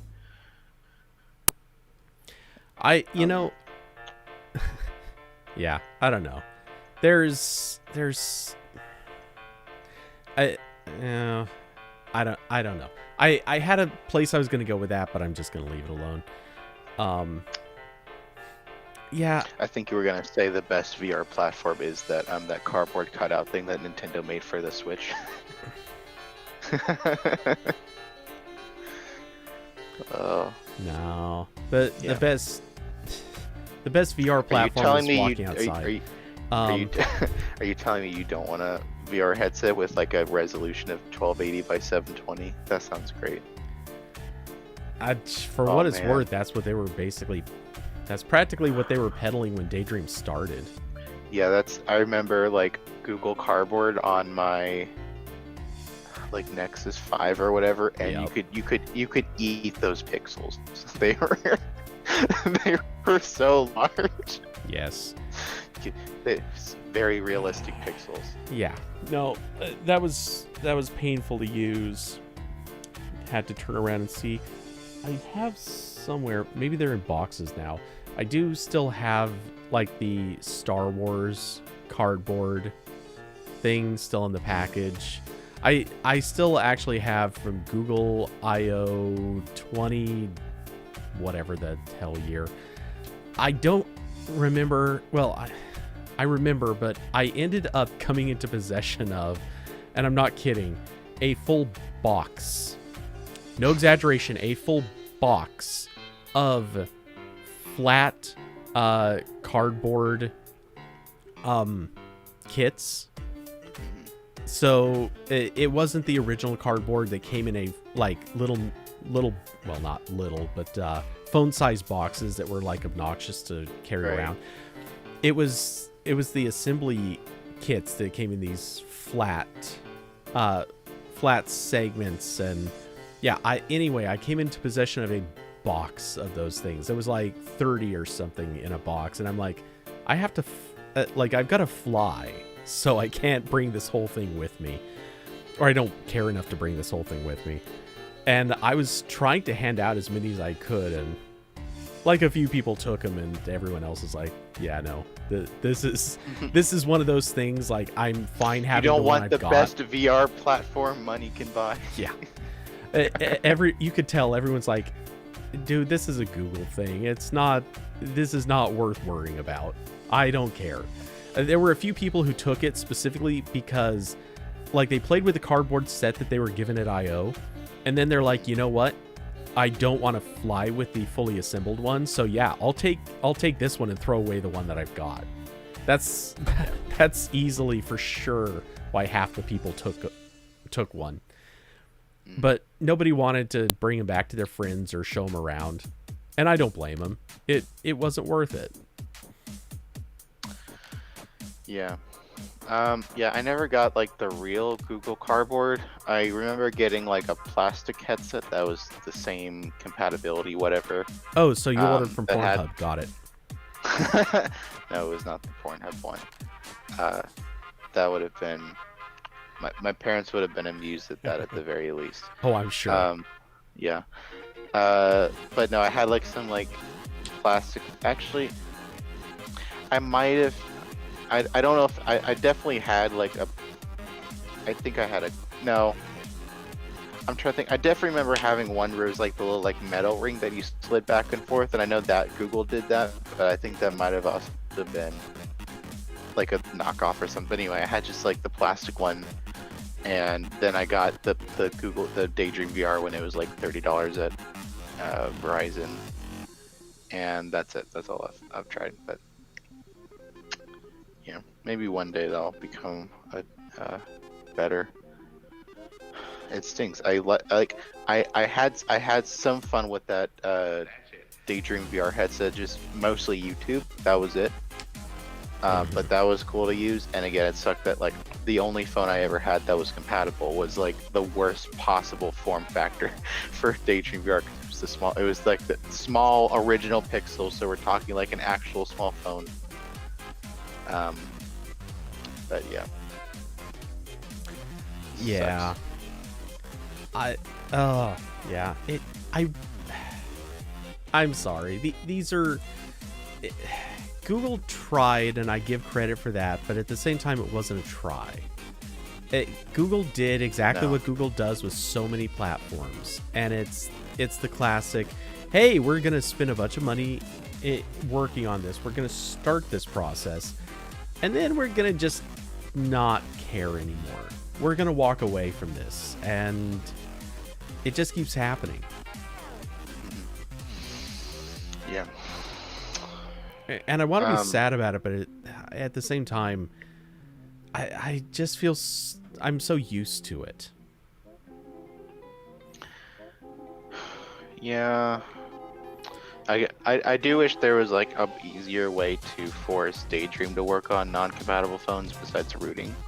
Yes. Because that would be a good use for my chunker OnePlus phones.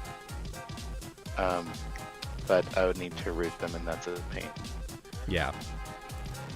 So, speaking of OnePlus phones, it was suggested earlier we talk about the OnePlus 9 rumors. Have you been paying any attention to this? No. Okay. Neither have I. Okay. But at the very least, I'm going to quickly... Let's see if I... Do I already have this browser shared? I can stand for a little bit longer, and then I have to go get food. Okay. So, yeah. So... I have a very exciting life. Oh, you and me both. So yeah, anyway, I pulled up Android Authority's rumor roundup thus far, and I'll just speed run through the topics.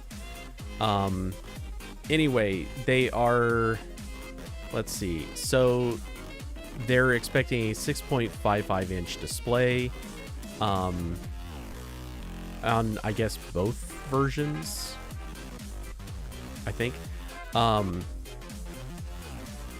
Wait, is it on both? So, are we doing two OnePlus 8s? Because Nice. they usually do the Pros. 9s, or because they usually do the. Do they do the? They don't do the Plus at the same time. Yeah, I honestly Or are they don't doing know. a lot? Okay. And being that this is rumors, who knows? Yeah. But yeah, anything in the 6.5 to oh wait. The one Oh wait, sorry, I misread that. My mistake. It says OnePlus employed 6.55-inch displays on both 2020 range toppers. Sorry, so the OnePlus 9 Pro is said to have a 6.7-inch display. And that would be slightly smaller than the OnePlus 8 Pro screen. By barely anything.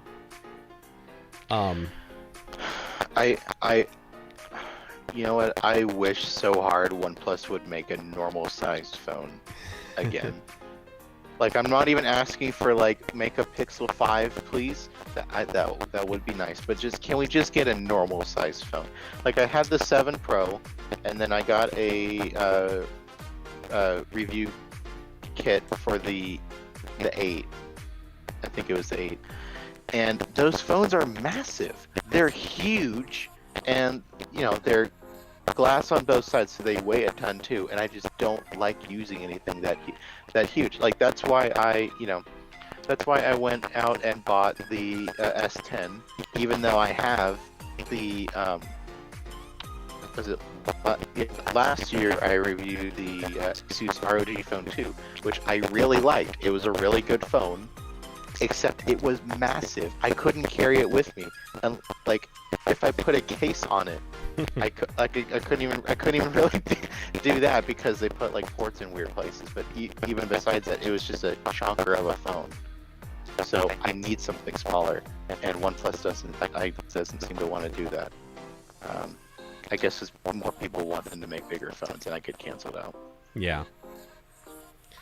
But yeah, I really wish they'd do that, and I wish they'd stop screwing around with battery optimization. Those are the only two things I want. Like, I don't really care about like them copying one UI or redesigning their apps or whatever. That's fine. I don't care. Everyone does that at this point. In fact, it was still a little bit weird of OnePlus to keep doing stock when they were changing everything else about Android. It was really only stock in appearance at that point. So again, if they could just get rid of the battery optimization and then make a not chonker phone, I'd be interested in their stuff again. But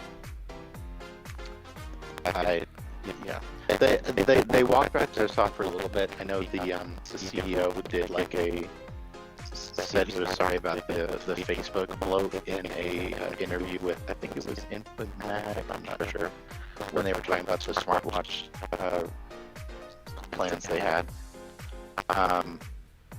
So Kirby Mermaid is bringing up that your mic is staticky. Is it? I don't know that I'm necessarily hearing it be any different than it was earlier, but I might have just been touching it. But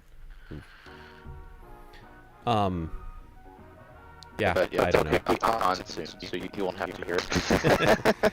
That's fair. Cody's stream will go back to having it set up with audio after I leave. But yeah, no, as long as they do that stuff, I'm just not interested in anything they make. And their software is getting worse. They make too many phones now, and none of them are like amazing. They made like 2 or 3 more phones this year, and all of them are not that great, except the first one was fine. They're just, I don't know, I think they're trying to do too many things at once now, and it's starting to really backfire for them. Because now they have, how many phone launches did they have this year? They had the 8, and then like the 8 Pro, 8T. I think they had some heavier versions of those phones. They had the Nord. I believe they had 2 more Nords somewhere in there. They announced them. So they're doing much. let's see. There are comments that are making me wonder, like, what in the world is up? I mean, I have my fan on, but you weren't complaining about that before. So I don't even... Well, I have my own fan on, but I'm not hearing anything from you. And my own fan is not loud enough to...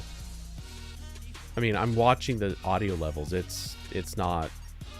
Like, I don't have perfect, like, zeroed out silence in this room. But it shouldn't be loud enough to be picked up by my microphone, at least not meaningfully. Well, I mean, I can go right now anyway, so I guess I might as well take off. Yeah, so I guess you can say goodbye to everyone for me. Yeah, I hear you just fine. I don't understand what's going on. I if anything, I'm wondering if OBS is having a problem, or maybe... Well, yeah, it's your OBS. Yeah. Not just you can... I don't know. Yeah, I don't get it. Oh, it says every time you speak, there's a weird static. Way to make fun of my voice, David. Okay. Yeah, I have no idea. Well, I gotta get it. My family wants to get them food, so I'll go do that. All right. Well, take it easy, man. I'll chat with you, probably in Discord. Yeah. Well, if you finish up in the next like hour or so, not gonna happen, I know, but just in case, we're watching a previous movie that isn't Spy Kids or Sharkman Mother finally. Oh yeah, I saw you were grabbing a machete. Yeah, we're gonna watch Machete, which I'm sure it's gonna. It looks great. From the like 2 minutes I watched to make sure the video file I downloaded worked. I admit I've never actually watched it, but yeah, I don't know. I never had a big interest in watching it per se. Yeah, we'll be doing that if you want to pop in. I'm sure you'll be on here for like 5 more hours though, because it's usually your style. Not quite that long. Maybe... Are you cutting back these days? No, but it's more like another 3. Yeah.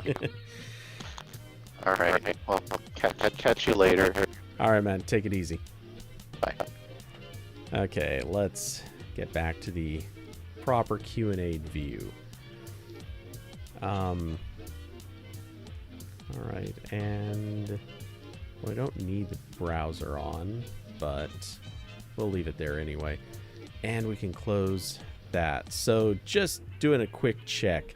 Is audio okay? Like, you're not getting any weird problems with now that Corbin's gone, correct? Want to make sure, because if it's something actually wrong, okay, so good for me. All right, yeah, I have no idea what's going on with that, but I guess that's what happens. Hey, C. Saldana, welcome. Are you just now joining? Because that would be quite the timing. Just as Corbin's taking off. Let's see. Anyway, so circling back to this OnePlus thing, might as well. And for some reason, why is my green screen not?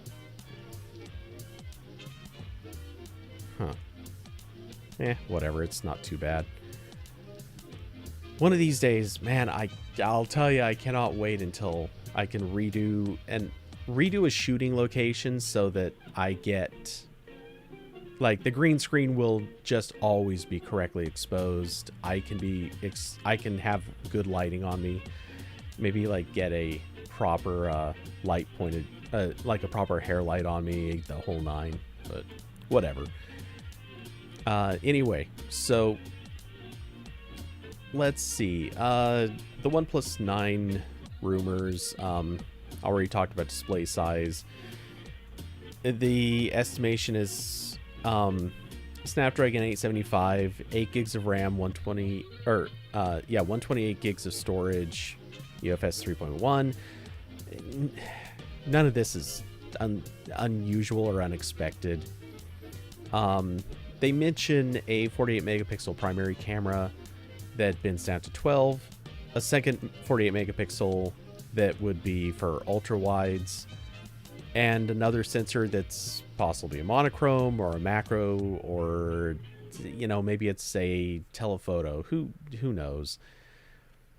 None of this sounds surprising until we really know the rest about the cameras. I don't have a lot to say here. I do think, and they do mention that OnePlus is partnering with Leica. That's a little bit of a meh. To put it, look, I don't want to crap on Leica here, believe me. Leica makes some really nice lenses. The problem with this is, when you're talking about lenses made by any particular company for a smartphone camera, that's usually not the problem. The lenses are usually okay. The problem is the sensor. The sensor is the bottleneck in almost all of these situations. So it's always nice to be partnering with good lens companies, but this is just such a... It's just not that big a deal. We've seen it before. It does help, but it doesn't help that much.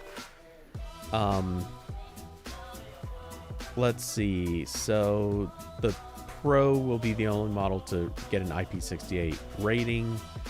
And the 9 and 9E will not get any badging. But in all likelihood, they'll be fairly close to that anyway. Okay, quickly looking at comments. C. Saldana caught a glimpse of the DJI part of the beginning, just got back. Good, you got probably what I would argue is probably the best section of the show so far. Let's see. NVIDIA broadcast, I have no idea what that's... Oh, is NVIDIA doing a thing right now?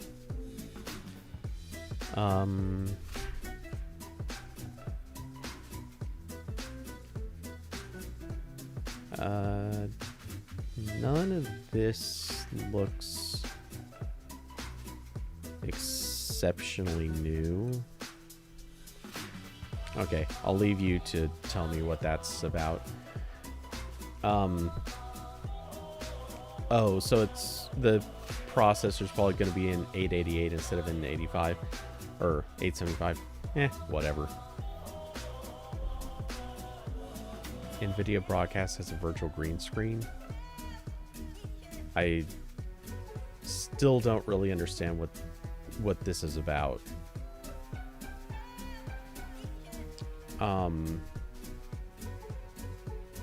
What about the watch? Yeah, I'll come back to the watch in just a minute. We'll finish the OnePlus 9 rumors, because I did see after this, I think, yeah, they had... Wait, this is... Oh, then they did a list of what they want to see, which, meh, I don't care. Okay, so price and availability. Let's see. So they're just guessing. So who cares what their guesses are? All right. In short, okay, so I'm looking for NVIDIA broadcast.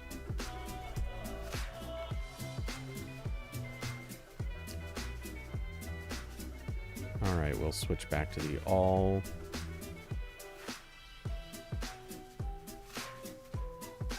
Okay, so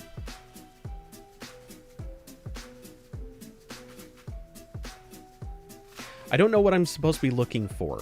I have no idea what the significance of this is. I don't understand the context. What's the big deal about a virtual green screen?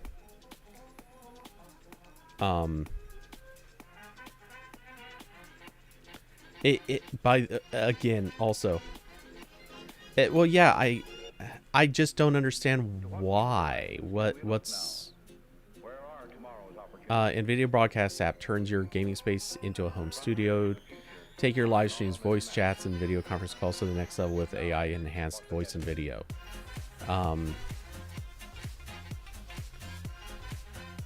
Yeah, I just don't understand what the significance is here. Like, what's to look at or what's to talk about? It seems to be. I mean, is this an like OBS replacement? Is this a because I don't know that I don't know how interesting that would be. Or is it supposed to be more of like a camera replacement? And by that I mean virtual camera, not physical camera. Because I see here it even says my webcam, it gives you a resolution, you can do a background removal. Like, yeah, that's the thing. This seems like it's just the same thing Zoom's doing, just using, I'm assuming, NVIDIA hardware to get it done. Which, I mean, cool, but unfortunately, well, I mean, at least unfortunate for me, I can't use it. Because, damn you, Apple, for always having to go to AMD with your GPUs, at least up until recently.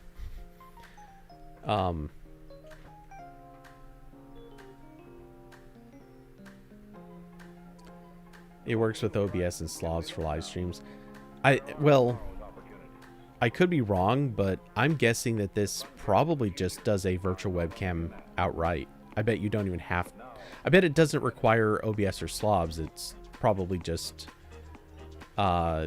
producing its own webcam that you follow.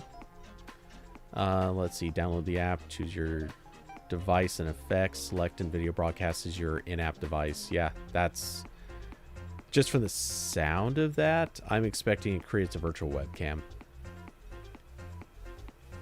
Maybe, you know, I'm guessing wrong, possibly, but that would be the way that it should be done.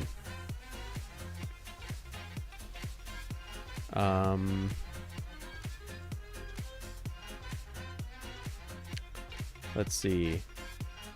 It gives you a green screen without having... I understand what a virtual green screen is.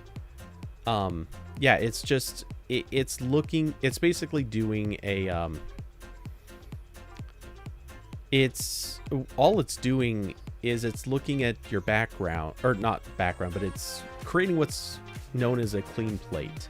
Except I assume it's doing it while you're in scene, which most things can do. They just don't do it that well. It's just looking for the pixels that never, ever change and don't fit in with the, like, human body AI. Like, an AI determines what is the human body and maybe what other objects are in the picture. It's just looking for those pixels that never change, and it's making those transparent. Or, more accurately, chroma keying. And, you know, it's a good effect when it works. It does typically require good lighting, no matter what. But, you know, it helps. Anyway,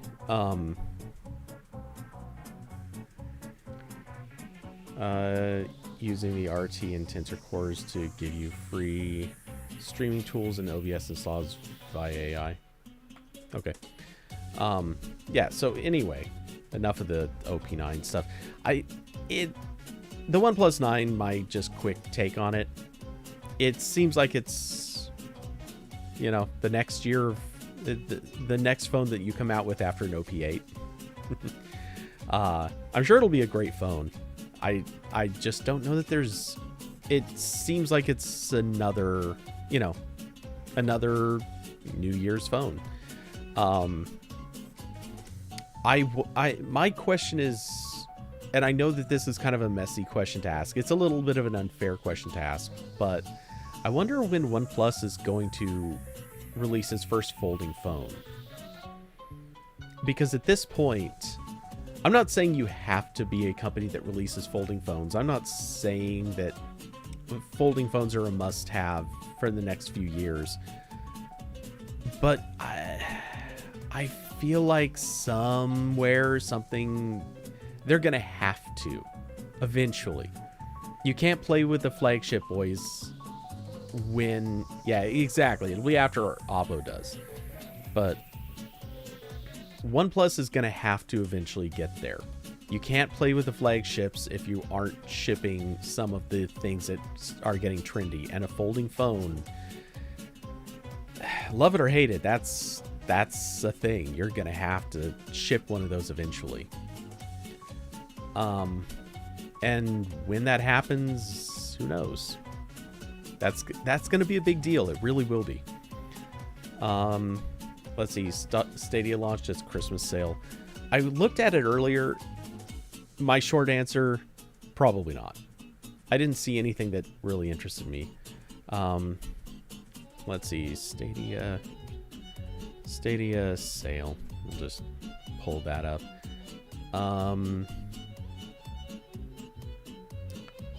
Where are we at with that? Where was the... Just, sorry, quickly pulling that up.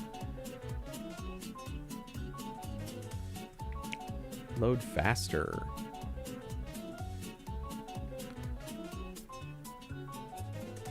Oh my god. Come on. There we go. So, not that I think this is particularly interesting, but the quick run through, I could maybe see picking up Assassin's Creed Odyssey. It would be kind of fun, but I don't know. I'm not that motivated by Assassin's Creed games. I liked what I played of the first one, but I just never really got that far.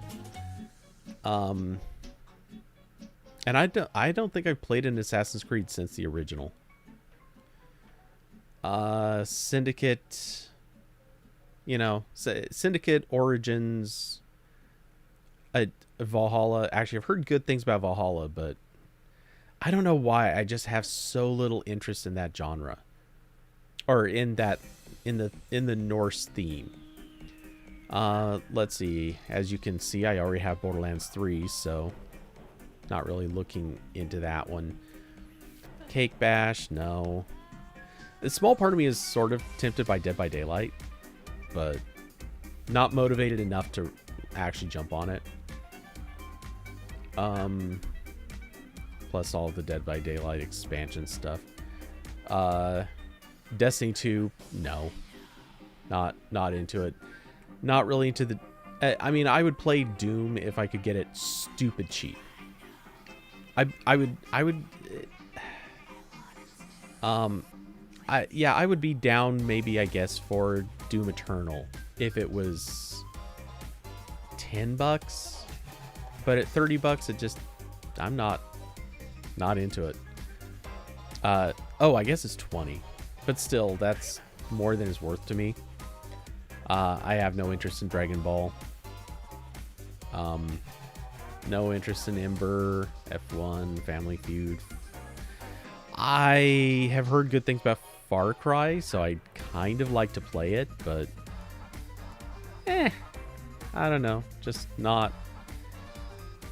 I don't know that I'm motivated enough to ever try that. I might look at the play on that one to see if it's good. No awareness of Figment. I've always, or not always, but for a while I have wanted to play Final Fantasy 15, but I don't know that I'll ever get to it.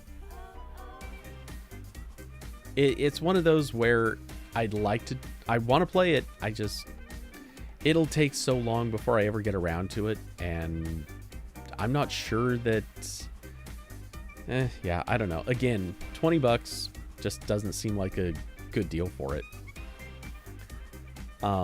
Especially since people did not seem to like it. Let's see. Ghost Recon, no interest at all. Grid, not really my thing. Hitman, I kind of like the Hitman games. But again, the last time I played Hitman was actually around the same time I played Assassin's Creed. Long time ago, and it was the original. So, been a while. Immortals Phoenix Rising. Thanks again to thanks for that little gift. I'll try to get to that one sometime soon. Lara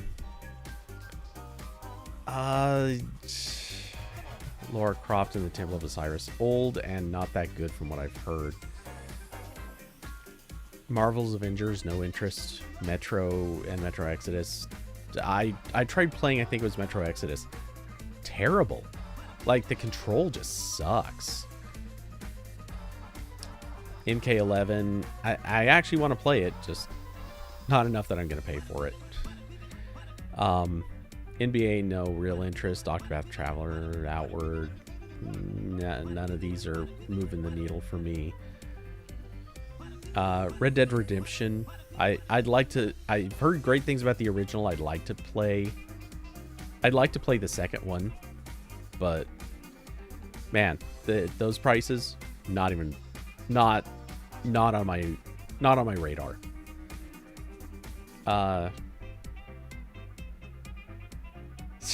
I sound like an old man. You gotta expand my horizons. The problem here is I'm not seeing the games that are really moving the needle for me. I mean, hell, I'm playing Cyberpunk. I'm good with that. I play Borderlands. I play Fall Guys. Like, I don't think the horizons are the problem. It's that the few games that are on this list that are interesting to me aren't really, like, they're barely on sale. And the games that are on sale don't interest me. Star Wars Jedi Fallen Order. I've heard good things about the game, but my objection to this is a very straightforward, I don't like Star Wars games. Feel free to cancel me now, but I don't like Star Wars games because they rely so much on the lore to sell the notion that you're supposed to like the storyline. And the storyline, I don't like it. And I kind of don't like the games because they never seem to really work well within the framework of the stories of the original movies. So yeah, I don't know. That's the thing. I don't like Star Wars games, basically.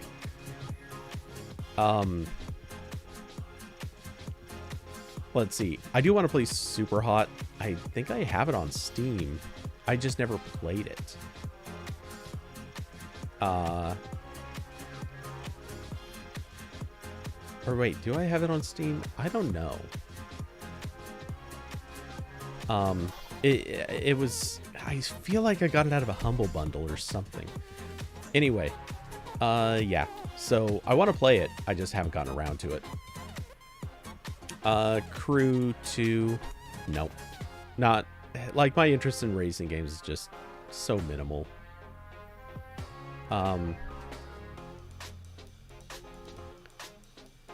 Let's see. The Division. I mean, I have it and I haven't played it. Or sorry, Division 2, but whatever. And that was one of the codes that got sent to AP that they sent. I think they sent like a half dozen codes, so several of us just grabbed it up. Elder Scrolls Online, nope. I just don't touch the MMOs. That is an MMO, right?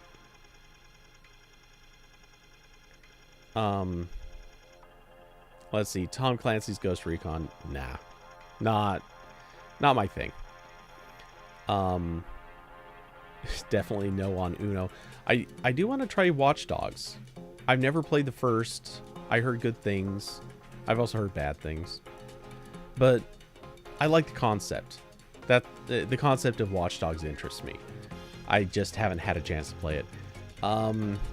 Wolfenstein, I feel like the series kind of lost. The series lost its edge years ago. They had a few good Wolfensteins and then it just went super downhill. So I don't know. Maybe it's good again. No idea. And WWE, not even, no. No. Zero interest. Massively zero interest. Okay, so anyway, I've been reading the comments, heading back to the folding phone. Austin, I would definitely not jump on it buying a folding Pixel. Holy crap, agreed. Man. Don't get me wrong, like, I would want it, but I would also not want it. Because they have enough trouble getting a flat phone working.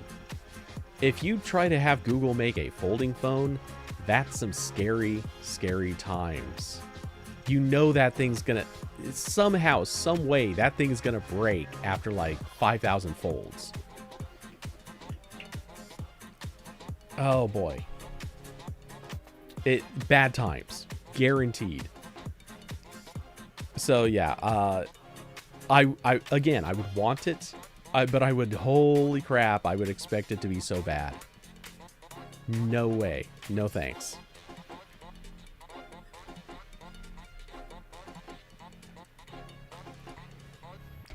Yeah. Super, super bad times there.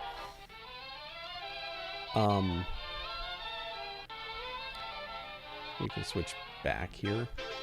So yeah, anyway, as far as the Stadia sale, I just don't see getting anything.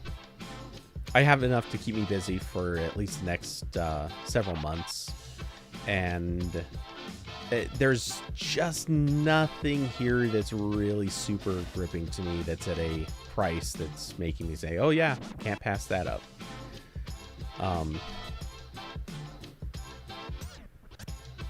Trying to think. I feel like there was something else that's scheduled. But yeah, I can't remember. Anyway, and then I glanced a little bit at the Steam Winter Sale. I haven't seen anything that I wanted to jump on, but maybe. The problem is, again, no Windows computer to play it on. And not enough stuff plays on Mac. And not that I'm going to turn this into a topic, but just to quickly bring it up. I mean, I guess it'll kind of be a topic for that bare little minimal bit. Let's get this on the right browser page. Hop to the right link. Don't know if you guys saw, but Parallels has launched a technical preview of their software for the M1 Mac. And they, let's see, Mac Rumors actually managed to get their hands on, or not managed to, they used the Windows Insider program version of the ARM Windows update. And they were able, like, they got it working. It was apparently really buggy, which, bear in mind, this is an insider version of the Windows for ARM. So it's basically a beta or alpha level software. Before I forget, just making sure I mute the notifications out of Slack, since I had to open it for a second. What do I have against WWE? So, as far as WWE itself, just like, I used to watch WWF way back in the day, when I was a kid. WWE, fine, that was the evolution, but, or well, they were forced legally to rename it. But here's the thing. I don't, like, I've got nothing against professional wrestling, we'll call it that. That's fine. That's whatever. I kind of lost interest in it, but, you know, it is what it is. It's a neat show that's basically a bunch of stunt work. And with a usually bizarre but typically amusing story. That's fine. But when you get to game based on WWE, I played played one of those years ago on I don't know what system. They're bad games. They're just bad games. They're not fun to play. That's the issue. Like, it is a franchise that I already don't watch. I don't have anything against it. I just don't watch it. But then taking that to the realm of a game, it is a franchise that does not translate to a game at all. Let's see. You're telling me you don't want to see oily men in underwear attack each other. I mean, I never said that. Let's see. C Solana, yeah. The Epic Store. How am I saying wrestling is not real? I mean, I don't think I need to say it. But, yeah, no kidding. Let's see. Yes, Epic is giving away one free game every day, which I actually have the Epic Store open in a tab, and I've been trying to make a point of collecting the games every day, which I totally forgot to do the first few days. So I missed the first couple. Let's see. Today's game is Tropico 5. So we're gonna really quickly claim that, because might as well. I hate that the Epic Store webpage makes you log in every single day. I know it's just a minor thing, but it's still like, guys, just keep me logged in. Yesterday was Metro Exodus. I think I claimed that already. I don't know. I know I've forgotten a couple of days, but it is what it is. The thing is, I'm not that worried about it.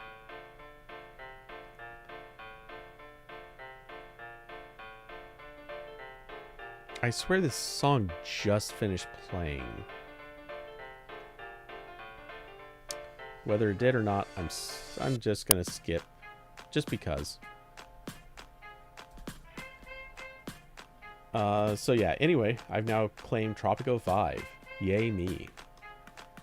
And then I also found out a little too late that. Yeah, exactly. It's the Fall Guys music. Speaking of music, I am going to change music fairly soon. There will be an explanation to that coming up, but yeah, I will be changing music pretty soon. At least in part because there is that new law that is almost certain to get passed. That is the Tom Tillis anti-piracy law, or so-called anti-piracy. The read on that. So, okay, really quick. I'm just gonna finish this Mac in one thing, and then I'll come back to this Tom Tillis streamer law. So the M1 Mac. They did some performance testing with the M1 MacBook Pro, and they basically ran a Geekbench score, and the single and multi-core scores came out pretty similar to, if not slightly better, I believe it was slightly better than the Surface Pro X. So we're talking about running emulation software on top of Mac OS, so you're already like substantially hindering performance.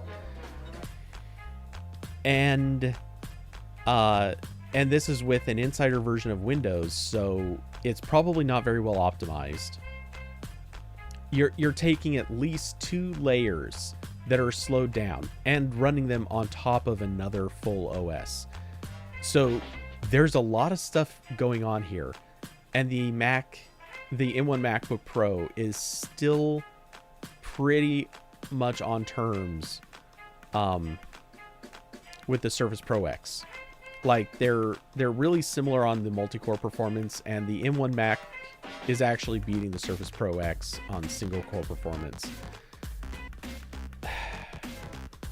I'm sorry, but the best computer to run Mac, the best computer to run Windows right now is a Mac. On, if we're talking ARM Windows, that's funny. And honestly, like, I can't, at some point Microsoft is definitely going to make Windows available to run on a Mac. I have zero question in this. I think it is inevitable. I think Apple's going to allow it. And at the end of the day, if you want to run Windows on a laptop, you should probably get a Mac. This has been the story for several years, and it's about to be that story again. Except it's probably going to be way, way better. And I'm gonna be thrilled to see it when somebody flips around and says, "Hey, boot camp now, like, you can now boot camp on your Mac. You can now run ARM or Windows ARM." It'll happen. Anyway, so just wanted to bring that up. We're closing in on this being a real reality. So let's see. The Tom Tillis thing. That's right. So I'm not a lawyer. I really need to preface with that. And I read what I could quickly get through of the damn it, I didn't close that tab. I'm sure I didn't. Where is it at? Beast item. You don't take a huge performance hit in virtual machines. Correct. You don't. Not anymore. I mean, but processors have been updated pretty substantially to include real virtualization technology. So that's true. You don't actually take a big hit anymore. It really has nothing to do with modern processing per se. It's specifically that almost every processor made in the last 5 years, and a lot of the processors made for the last 10 years or more maybe, have had virtualization as a key feature. In fact, I even wrote virtualization coding tunes. Let's see. Is it in here?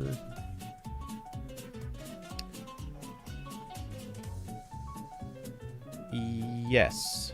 So I wouldn't recommend reading this anymore because it's at this stage pretty outdated, and sadly makes some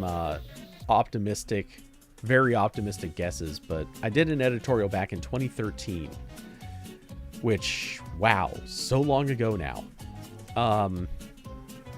But I did an editorial basically predicting, or it was calling out the fact that virtualization in Android is a big deal because it might be opening up a lot of realms for other things to be running.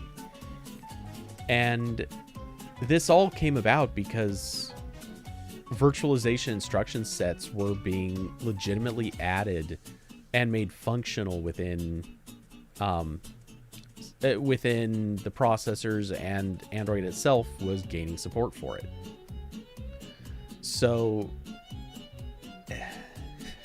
I mean, virtualization is in everything at this stage. Like, any mainstream modern chipset supports virtualization. So, yeah, what this allows you to do is have a very streamlined ability to switch, to switch context. So yeah, the performance is really good. That being said, we're still talking about a computer that's going to be running 2 operating systems, which they're both going to be sucking up your RAM. The virtualization software is going to be sucking up some RAM. And at 8 gigs of RAM, that's a decent amount within reason, but it's not that much. You definitely are going to start running into your RAM limits at 8 gigs. And, this is an issue where the performance is mediocre, or not mediocre. The performance is fine. It's just not amazing. Give it another few months and Windows will be more optimized. Parallels is going to be more optimized. And in general, I would even say give Apple another generation or so, maybe 2 more generations, and we're going to see a lot of virtualization support added in those processors that makes them even more suitable for these types of use cases. Which just means I'm coming right back to making the earlier point. Apple is going to be the best game in town for running Windows on a laptop soon. It'll take now we're it's basically confirmed. Now what we need to do is wait on the software to do it. And for Apple to put out the real the hardcore a MacBook Pro that is actually designed to be a true pro device, which they may not do. I'm not claiming that they will, but we're talking about a laptop that's going to probably blow away almost anything short of a ridiculous decked out gaming rig. And honestly, it might even compete with those pretty well.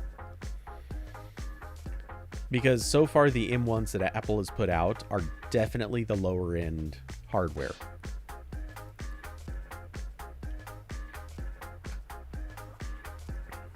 Okay, so anyway, the Tom Tillis thing. What I want to say on this, and for those who haven't heard, this is a bit of a weird topic. Let's see. COVID relief streaming. Would that be? Yeah, okay. That comes up with a few things. We'll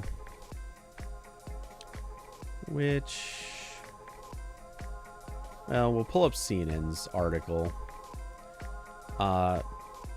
This is a bit of a weird one. I'm sure CNN's article probably doesn't cover this. Nobody's really covering this particularly well.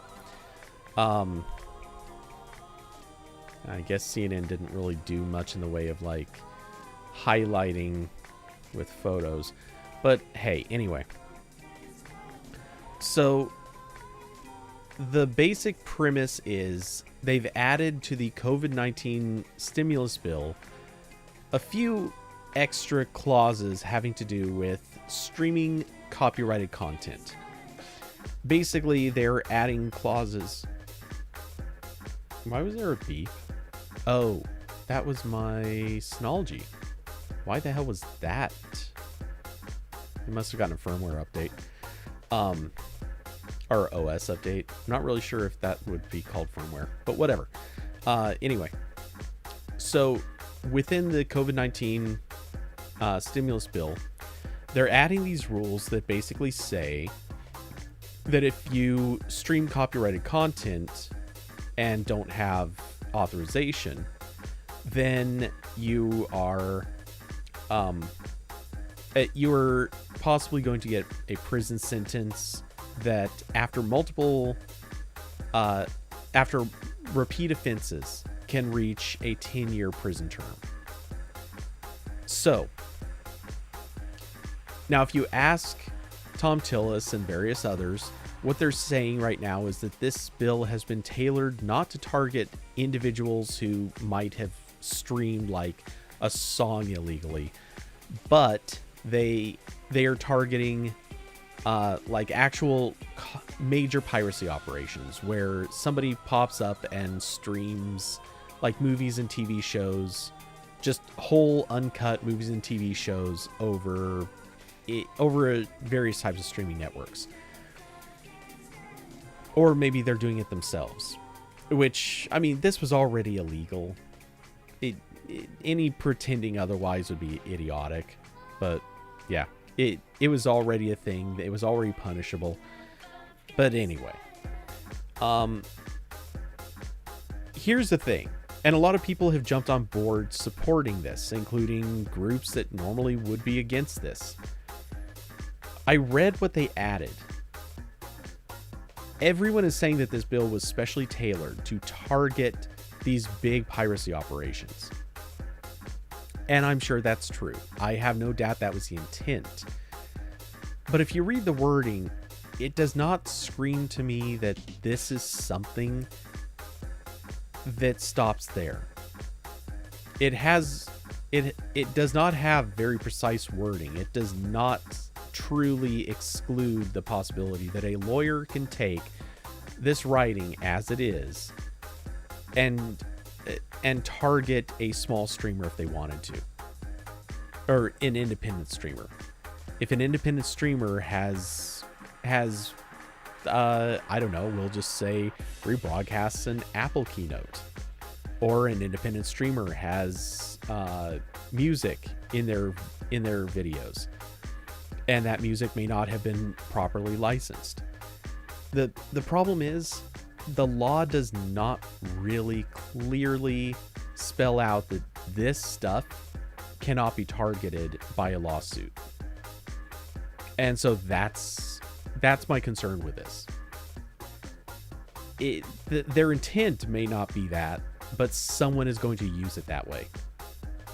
So I guarantee we're going to see this happen. This is another tool that goes into the belt for basically bullying people on the internet. And don't get me wrong, I fully recognize that licensing is a thing. Everybody should be licensing their music. There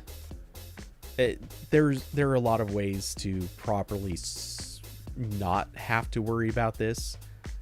But if you want to show the end of the world is near, I mean, it is, but not because of this. Fortunately, this is trivial compared to all the other reasons that the world will definitely not make it through 2021. But yeah, this is a crappy move. The wording just, you read it and I can't find anything that really clearly sets this apart from streamer, like your live streamers. So people are giving it credit. I don't think they should be. But again, I'm not a lawyer. Maybe a lawyer out there can very clearly correct me on what I am saying. And out of curiosity, I'm just gonna look. Sadly, can't play it on stream for obvious reasons, but I'm mildly curious if Legal Eagle may have already covered this. He has. Good. I can't wait to listen to that. So yeah, I'll actually be listening to that after stream, because you don't want me to sit here. Oh wait, 46 seconds.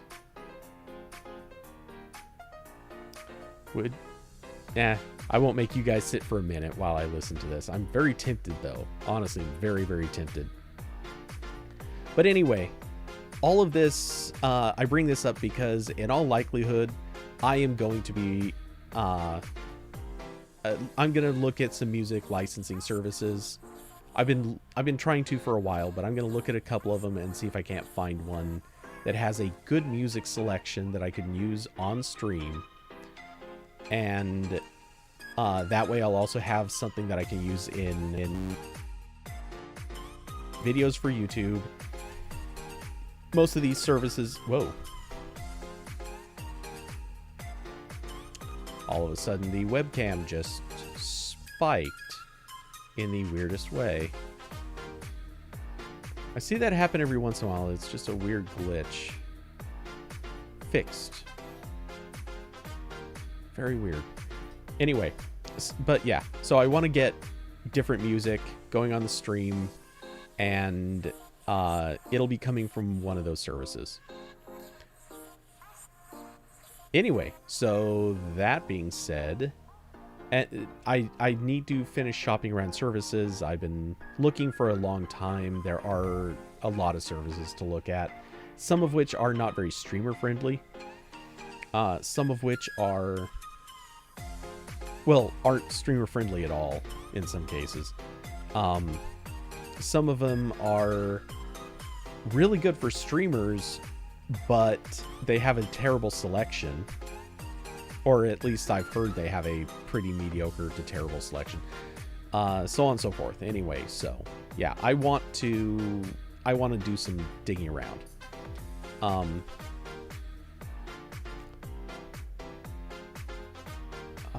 Let's see. Oh, plus it would be kind of nice. Again, it would be really good to have that music for doing YouTube videos, which I've been planning on doing anyway. One of the other catches, though, is I also very much need to look into... I want to make sure I also find a service that is friendly to streamers, friendly to YouTubing, which if you're friendly to streaming, you're definitely going to be friendly to YouTube, and does not require me to limit it to just one channel. Because at least one of the services out there, their licensing policy is you have to specifically list which one channel from a given platform you're going to use it on. So in other words, you can have one YouTube channel, one Twitch channel, one Instagram, one Twitter, one this, one that, but you can't have two YouTube channels covered under the same license. And yes, I know at this moment you're all thinking, but you're the one who was determined to have two YouTube channels. That's correct. That's fair.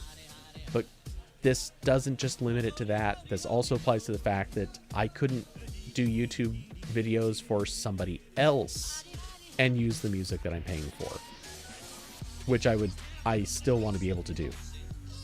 So, not that I'm planning on doing like Android Police YouTube videos, but if that ever comes up, I want to be able to do that and use my own music. I don't want to have to go hunting for free music because AP does not pay for music. Shocker, I know.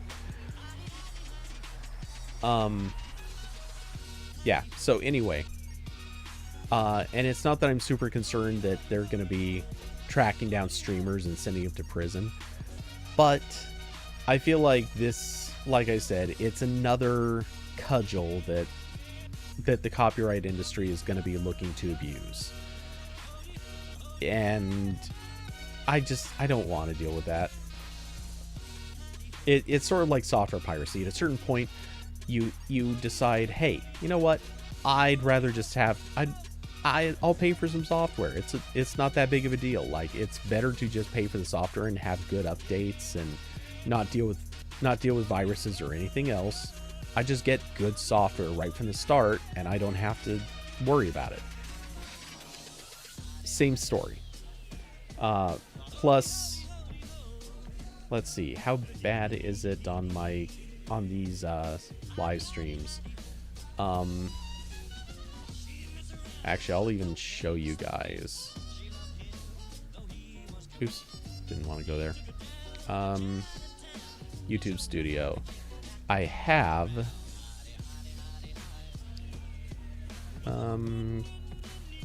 okay, not there.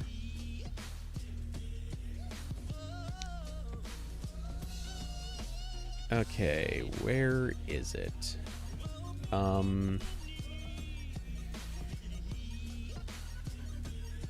Oh, weird.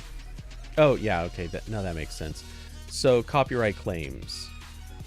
Yeah, if you'll notice, now, my channel isn't, this channel isn't monetized anyway, so, you know, it doesn't matter, but, you'll notice that there are 4 claims against that video, and it is all for this background music, which I think one of these may not even be the track that I have. I'd have to double check. Now, I haven't done anything about this yet. I can obviously, I could obviously dispute all of these because I got these all from the same source, which is all claiming that they are non-copyrighted tracks. In other words, they are not supposed to prevent me from being able to use them. However, you know, and I did check the license on every single one of these before I started using it. Every single one said it was fine to use in your own videos. So, yeah, I mean, I could fight these, but it hasn't been worth the effort. When the channel's not even monetized, like, why fight to be able to monetize a couple of videos that honestly are never going to get views? Not like substantial views. So I can leave that alone. But going forward, I'd like to remove that issue entirely.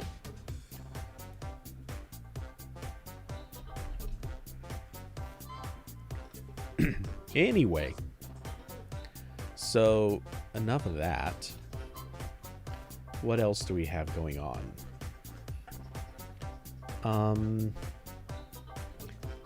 So we'll talk stimulus check.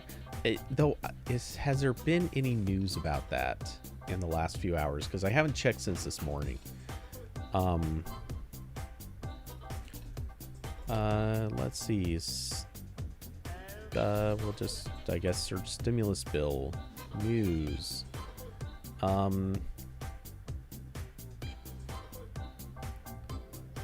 Okay, looks like nothing has changed in the last day.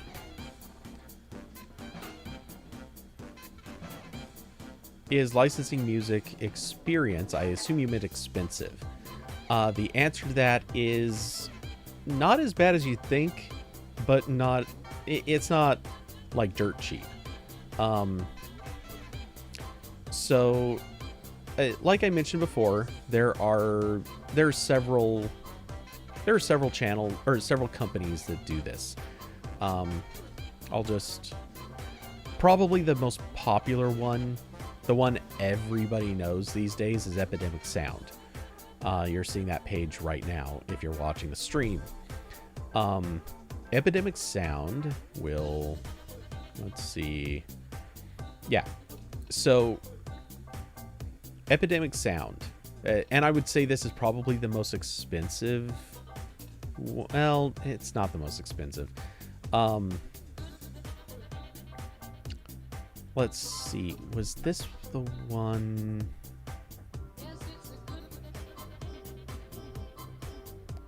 I gotta double check. So, okay. All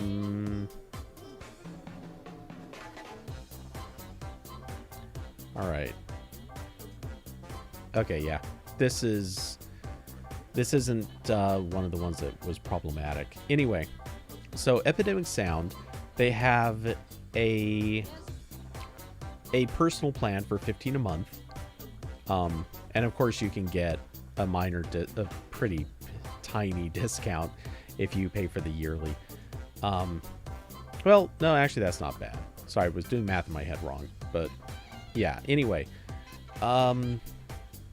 This basically allows you to use their entire music library for $15 a month. You can use their entire music library for YouTube, Facebook, Instagram, Twitch. You can put it in podcasts, so on and so forth. But this is one of those where it is specific to the channel. As in, you get one channel on each service. You cannot use your license to put music on anything for other channels unless they also pay for a license. And let's see, the one nice thing is this one does not have a view count poison pill in their contract. And what I mean by that is some music licensing services, they actually let you use music up to like 500,000 views or something like that. Once you cross 500,000 views or whatever number it is, then you have to pay for a higher license, which is crappy. Um. Anyway, so at $15 a month, that's not honestly, it's not bad. It's just barely more expensive than your typical music streaming service. I mean, most of those are $10 a month, or in that neighborhood. So yeah, this isn't too bad. Let's see. There's also Artlist. That's another one that I was kind of looking at. I forget why, but I think I've more or less eliminated this one. Their music streaming option is $16.60 a month, or what is effectively $16 a month if it's billed yearly. No, it's not even. No, it's just a few cents cheaper. Like, there's no reason to get Artlist yearly. You're saving, I think, like 20 cents. They also have a plan that's $9 more expensive, and that adds their sound effects library. Let's see, and all the ones I've looked at so far are generally kind of. They're usually about $15. I've seen some go as high as 25 a month. I think there was somebody that went 25. And they all have slightly different not libraries. They all have slightly different licensing terms. Some get really complicated and messy. Some of them, one of them I looked at. Every time you use a song, you have to tell them that you used it. So that's terrible. Absolutely, completely unacceptable. And when I say every time, it's per creation. So, like, if I do a live stream, every time I use one of their songs in a live stream, I have to note it with them. That doesn't mean that I have to every time it's played in a live stream. I could play the same song like 30 times, and they're going to be like, "Yeah, we don't care." But still, I don't want to have to do this for every single live stream. But yeah, that's what this amounts to. They're all kind of in the same pricing tier. The only thing is I'm going to have to find a good way to make good use of the music, as in putting out videos pretty frequently before I make the commitment to do this. So we'll see. I haven't decided which service to go with, what the cost is gonna be, but I want to try to figure something out. Anyway, so with the stimulus bill, switching back to that topic. So first off, I will just say, and other people have been saying this already. It's not like I'm the first to say it, but even a broken clock gets it right twice a day. Trump is singing the praises of pushing for a $2,000 stimulus check instead of the pitiful $600 check. So, you know what? It's not often I say this, but hey, Trump did a good thing.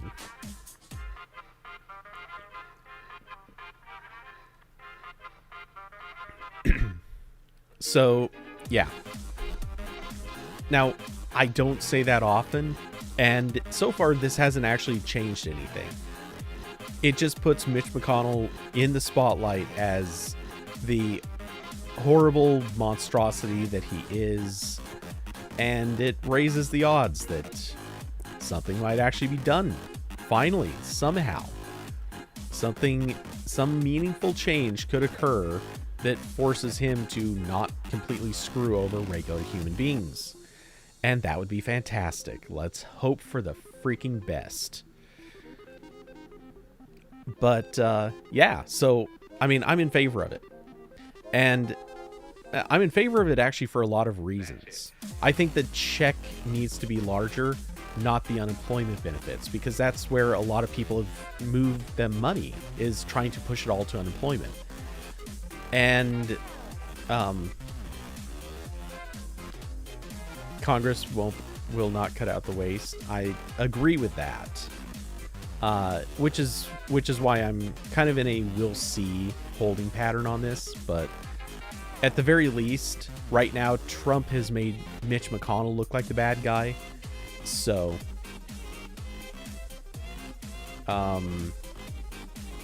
David Lama, you check the RambleCast channel. Please elaborate. I'm not totally sure what you're referencing or what you're pointing out.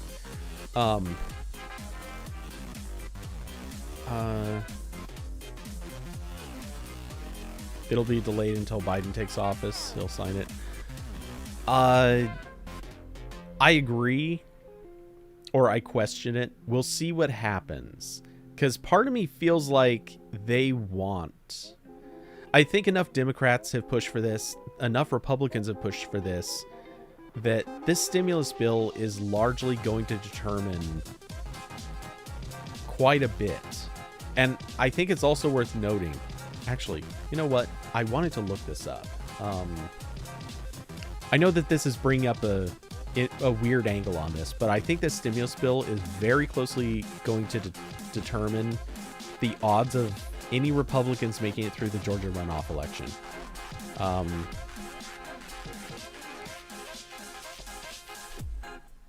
Okay, yeah. So the date for that is January 5th. Here's the thing. Now, I could be wrong. This is just a theory.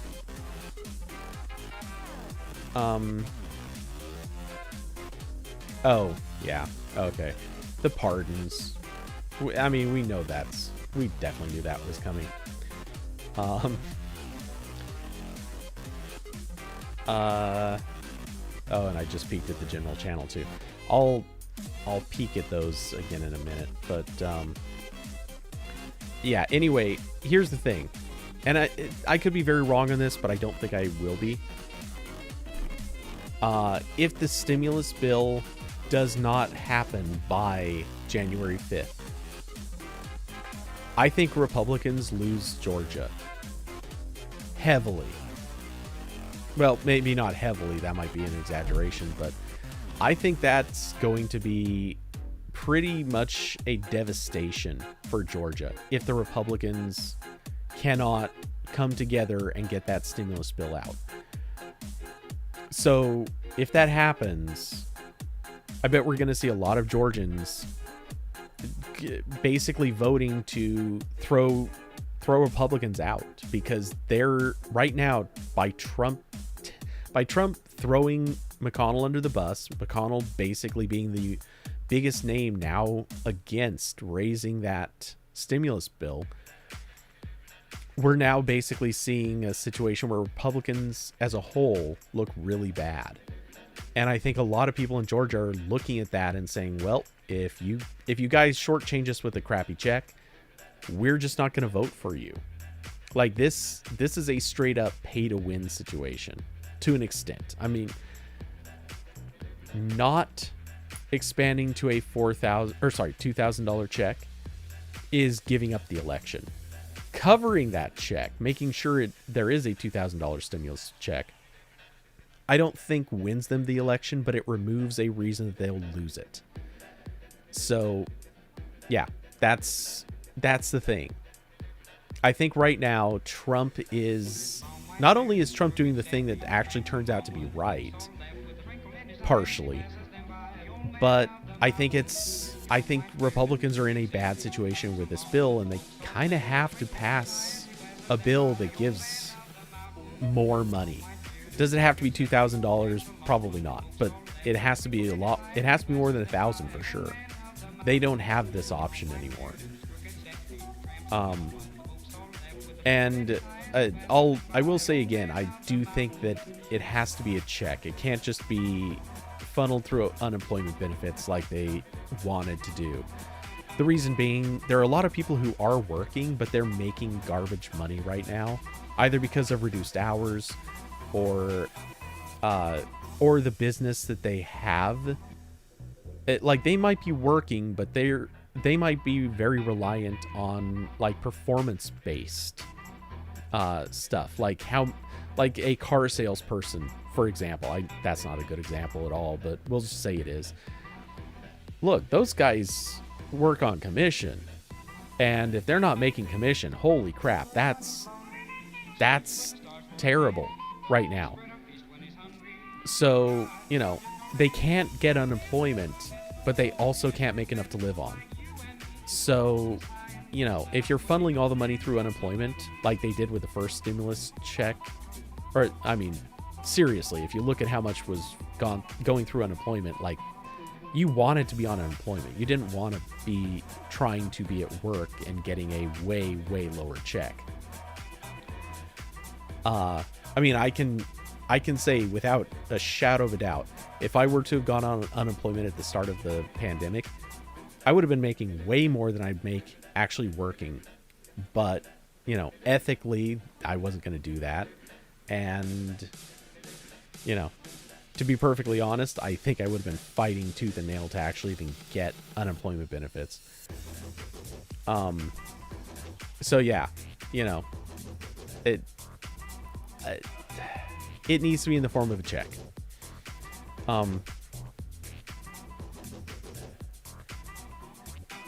Let's see. Austin said, Trump is doing the right thing for the wrong reasons, but I'll take it. I agree. And I will say, when it comes to the right thing, the only part that's right about this is the fact that he's pushing for them to increase the amount of the stimulus check. I will not agree that he's doing the right thing otherwise, because there's a lot of stuff in this bill that needs to go, and he should have been calling out way more of it.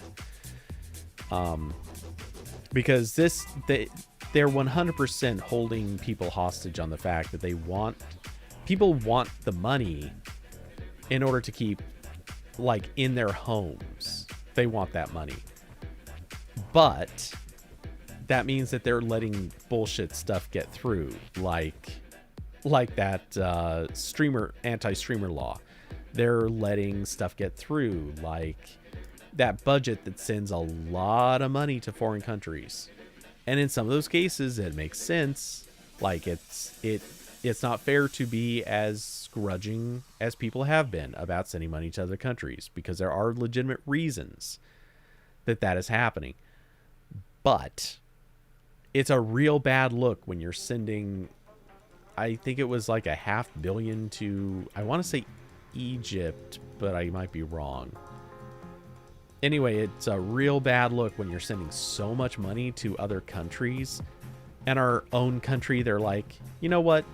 People are going to be fine with $600. You couldn't possibly pay for any of your real expenses with that, but that's okay. You don't need it. Let's see. Austin also said car sales have actually been fantastic. I admit, I don't know. I haven't been paying attention, but if that's the case, wow, neat. But, use any example where, like, people in sales obviously just aren't making money because they don't have as many customers coming through. And, yeah, like, that's a real problem that's happening. So, let's see. Anyway, yeah. I guess the summary point here is I like that the stimulus bill is a reality. It's happening. And I think that Trump calling for $2,000 and $4,000 for families, I think that's a good move. That's the right move to be making. I am irritated that he's not taking away some of the other stuff, but whatever. I get it. But at this point, I think the longer that McConnell waits, the more likely it is that they lose Georgia. Which, to my mind, yay. Hell yeah, they need to lose Georgia. So, it is what it is. Let's see. Austin also linked to breaking news. President Trump pardons Paul Manafort, his former campaign chairman, and longtime friend Roger Stone. show of hands, who didn't see this coming? If you raise your hand, I can only assume it's because you didn't know that that hadn't already happened. Because holy crap, it was gonna happen. He's pardoning everybody. Yesterday, he also pardoned, let's see. I already had this tab open, so this was an easy one. Yesterday, he pardoned, George Papadopoulos, Alex Vander Zwan, I'm gonna guess, Chris Collins, Steve Stockman, I think there was one more, and God, I hate videos that just hang out on the page. Oh, damn it, I'm sure there was one more. Anyway, yeah, yesterday, he handed out 15 pardons and 5 commutations. So the dude is just running the numbers. Just straight up, like, get out of jail free cards everywhere. Kushner's dad. Wasn't Kushner's dad involved in some sort of Ponzi scheme or something?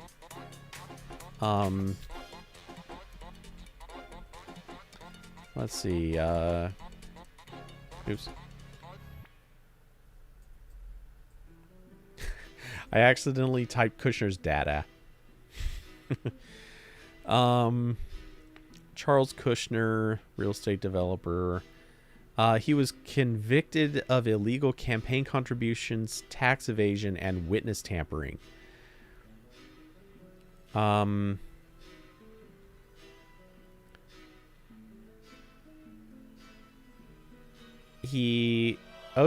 was in 2005. He got a 24-month sentence. I'm assuming that they're just erasing his criminal action. So, yeah, they're erasing it. So in theory, he can do some stuff that he wasn't legally allowed to do before. Which, yeah, whatever. I mean, that's the typical money use case. Honestly, I'm a little surprised that this guy didn't get pardoned by Bush.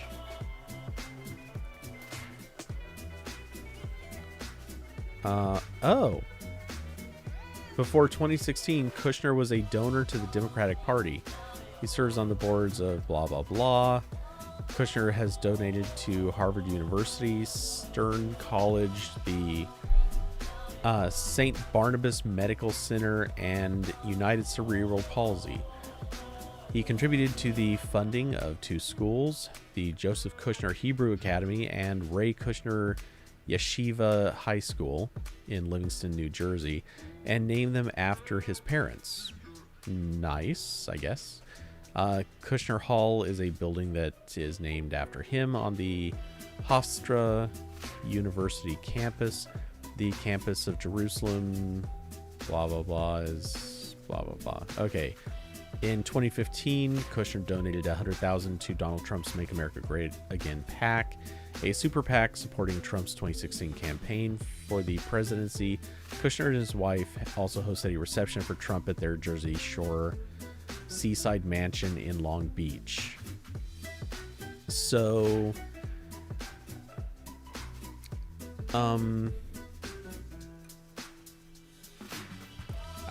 okay. As a result of his convictions, Kushner was disbarred and prohibited from practicing law in New Jersey, New York, and Pennsylvania. I don't know that the Bar Association is going to forgive this because that is not tied to convictions, but a conviction can result in you being disbarred. My question is whether or not it's possible that him being pardoned might be so that he can get his law license back and attempt to get reinstated with the Bar Association. This is just a guess. I don't know.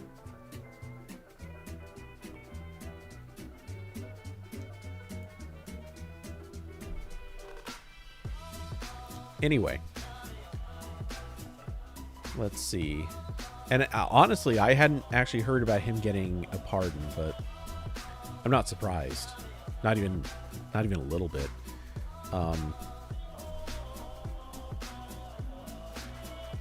Trump pardons Stone, Manafort, and Jared Kushner's father. Okay, yep, there it is. Stop it with the auto-playing videos, you jackasses. I hate you all. Okay, but yeah, okay. That's 3 big names.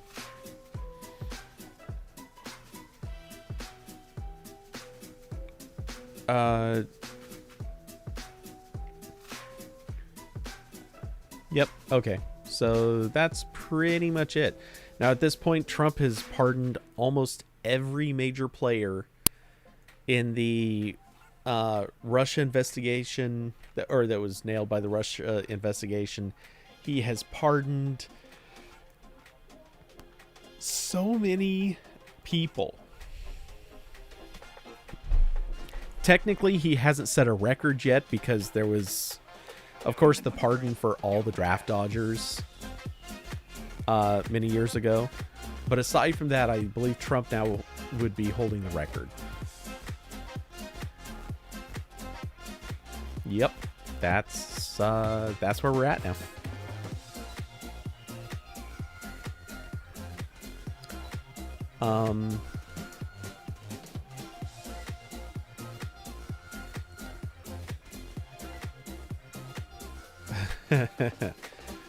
Wow.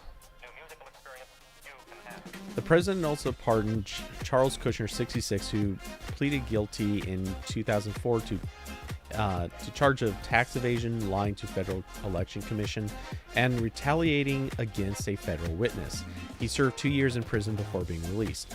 Former New Jersey Governor Chris Christie, an informal advisor to the president, prosecuted the case and last year described it as, quote, one of the most loathsome, disgusting crimes that I prosecuted.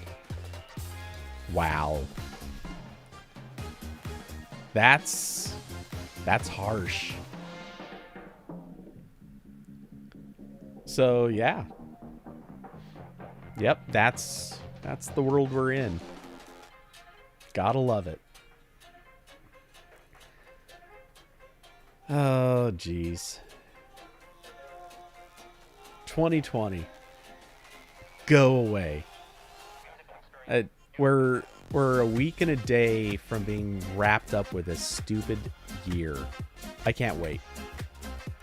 It'll be so good. That being said, please 2021, don't be a jerk.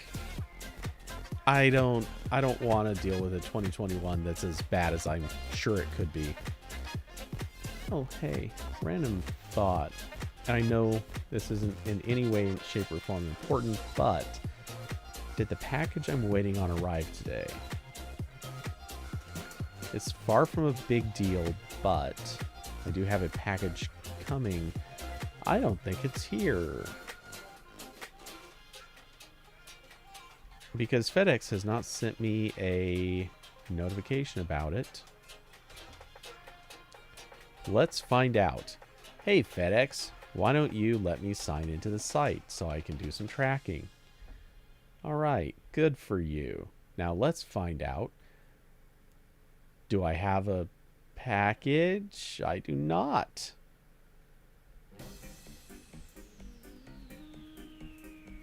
Where's it at? Because it was supposed to arrive today and it's 5 o'clock. I mean, I know technically it's supposed to arrive by 8, not 5, but how about let's find out. I'd like to know.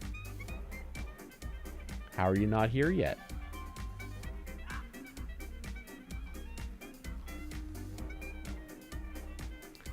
Let's see. They put it on the vehicle for delivery at 10:30 a.m. So presumably the driver has had it. Oh, sorry, it left. It was.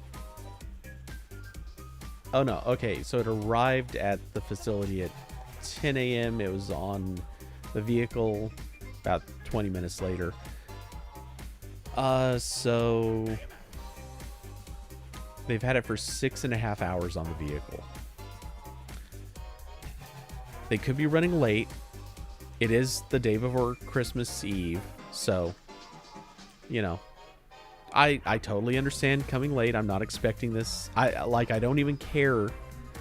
I'm just curious because FedEx is so bad at deliveries.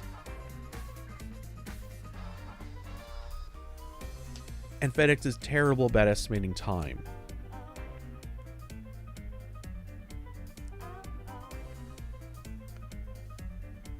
Maybe the Mayans were dyslexic.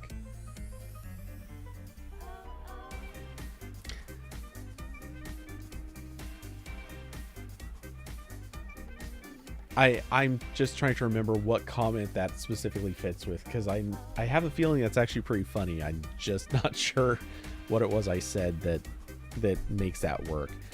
Anyway, so yeah, we're so close to this stupid year being done.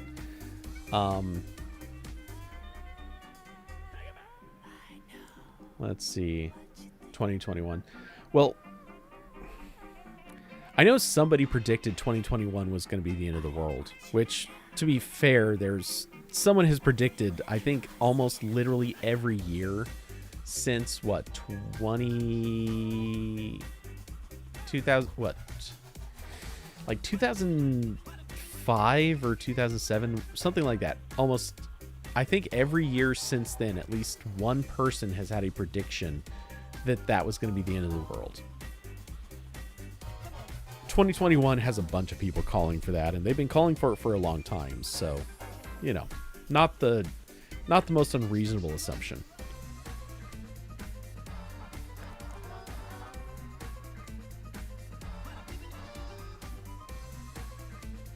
Am I hearing something?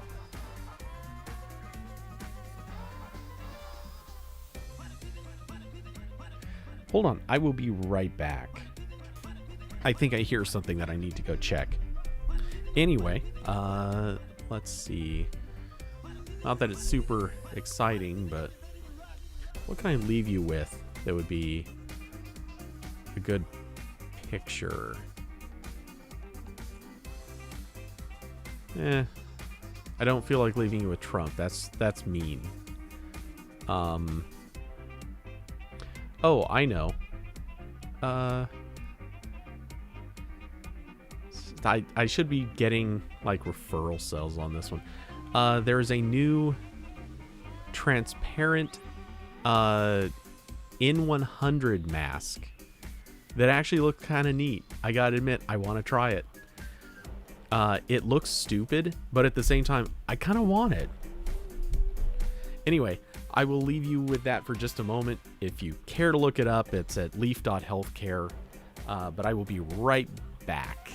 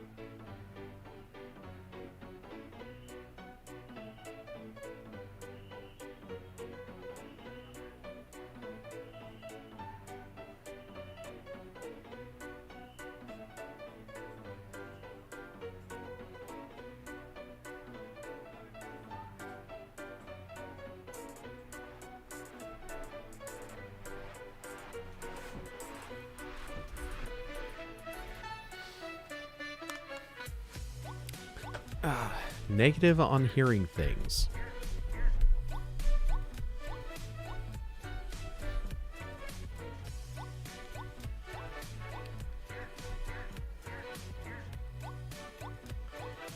Let's see. Yep, Santa's like, yo, dude, even Apple scares us.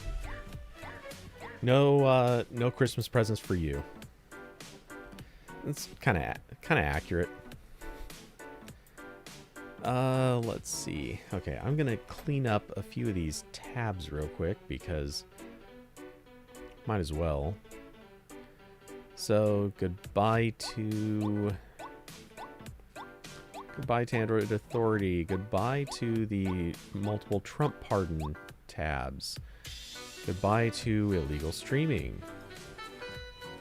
Stimulus bill can go away. Georgia runoff election can go away. Keeping open a tab for the Legal Eagle short that I'm definitely going to be watching again moments from now.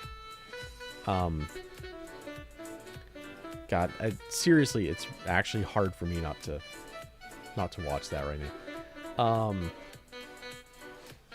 But let's see what else is going on. What else? What other topics? I will open the floor, reopen the floor, bring up again the notion that we should possibly raise new topics, because everything that's been brought up so far has, I think, been hit. What else is going on?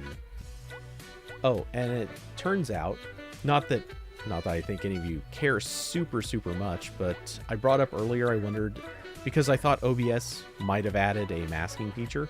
As it turns out, they did. So you can now create a mask and add it to a like this. You can just do a black and white mask where black is the active area, and you can now mask stuff in. So yeah, I'm going to start messing with this probably a lot. Because I don't know if you've noticed it, but I've definitely tried to do a lot to like fix and tweak things in the layout for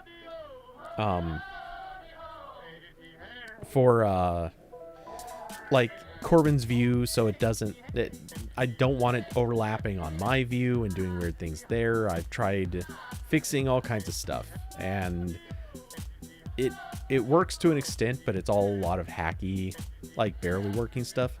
If I can just mask it, problem solved. So yeah, I'm looking forward to that. Well, okay, so for example, I can actually demonstrate this one super easily. I'll turn off that browser there. So of course this is the view you've seen used otherwise. Right now it's frozen because that browser window that should be there. Let's get on to, yeah, here we go.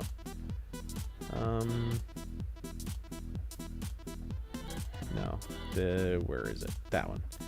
Okay, so if I drag this one down just a little bit, you can see that it is just a window that is positioned so that it's below an existing cutout frame. Now, it works if I position it correctly, but if it's down a little bit too low, like if I'm trying to make sure that Corbin's head isn't getting chopped off at the top, then that's the issue. The thing is, fitting everything together sometimes is complicated because window sizing and shapes and stuff like that play in a lot on how things look. So if I can create a mask, I can just chop off the bottom of his camera feed, or of that whole browser window rather, and position it just that much easier. So yeah, that's the whole point.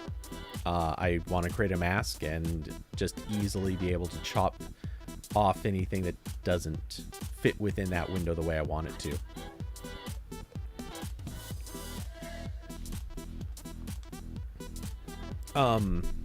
Not only that, but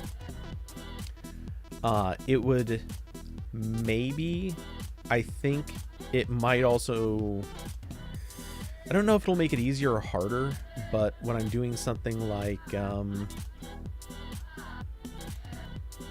let's put it in this view, I guess. I'm not sure this is really the right view for it, but oops.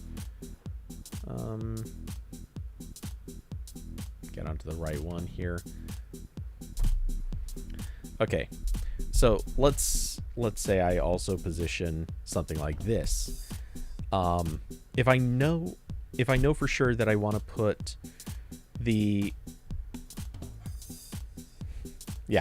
let's say I know for certain that I want the browser window to come to, let's say, here, and I don't want it to go past like here. Then I think I can just create a mask that is specifically sized to that box, and then I should be able to move the web browser around inside of that box and it'll just stay there. The only way I can fix it now is by physically changing the shape of the browser window, or I could go in and specifically manipulate the size of what's called a transform. And I mean, it works. It wouldn't be that hard, but it's not ideal. The other neat thing about a mask is, and that's what the screenshot shows, you can make it fuzzy. So it's fully, it's whatever you're masking is fully showing through with complete black, and anywhere where it's fuzzy, it's partially transparent.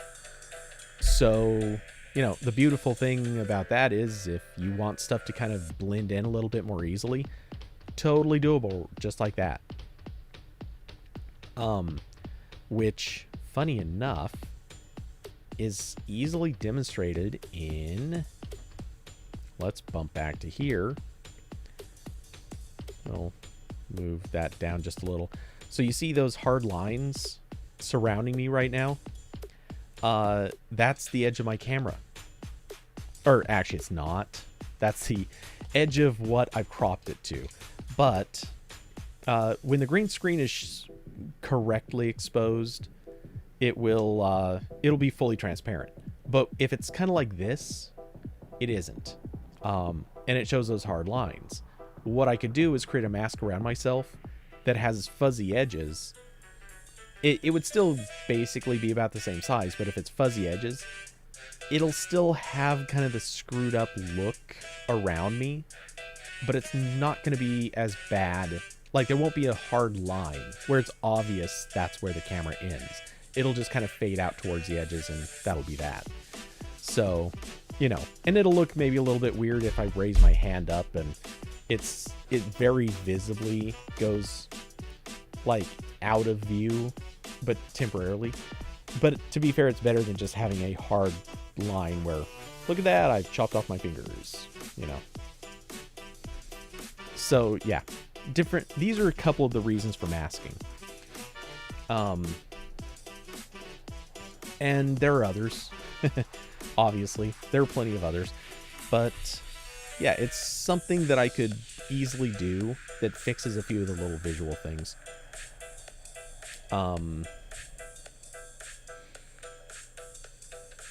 Yeah. Ooh. Oh, the mask has to be done with PNG.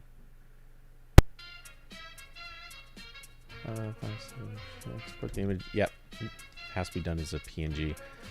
Part of me wondered just for a second if it could be done with a GIF. Not that I necessarily would want that, but I like the idea of possibly having a animated transparency. Not sure what I would use it for, but I think I like the idea. Anyway, that'd be a real trip. Also,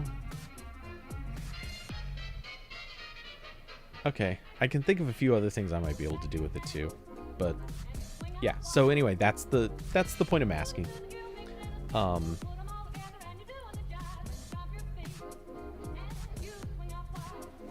But yay, happy that OBS added this.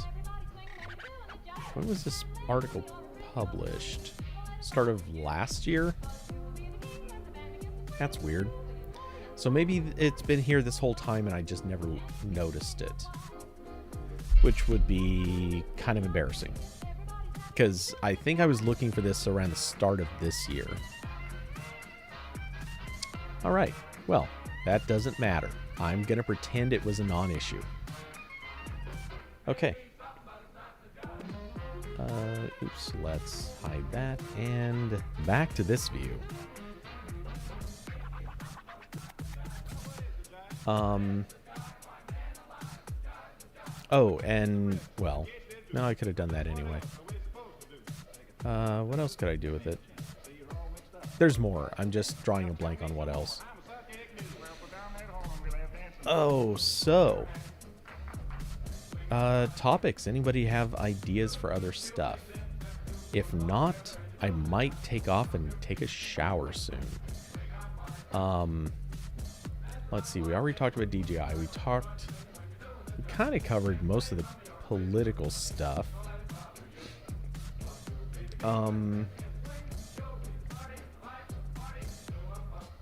Let's see. Quickly looking to... Is there any other weird, interesting things that just popped up in recent view?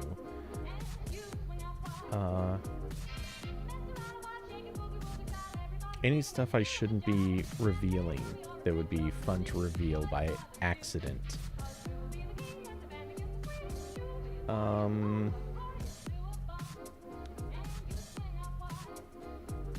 Okay, nothing in there. That's a shame. Oh, and why am I getting pinged in that room? Okay, oh, and I see B-Slidem is playing with the fold, which, yeah, that is a neat looking view. There's no denying that. It's super cool to have basically two full phone screens, one dedicated to seeing the actual like window, and another one dedicated to chat. That's definitely awesome. Can't see yourself going back to a non-folding phone. That's a pretty good message for it.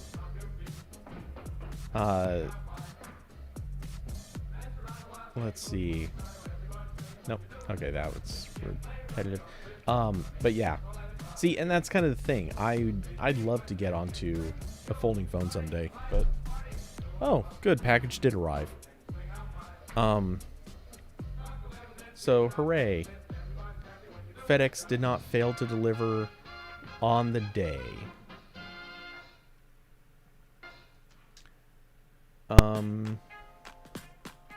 Okay. Gonna quickly set a reminder for myself to deal with that thing. And what else do we have going on? Oh, and I hear my cat running around. Oh, something CES related. Uh-oh. What did CES do this time?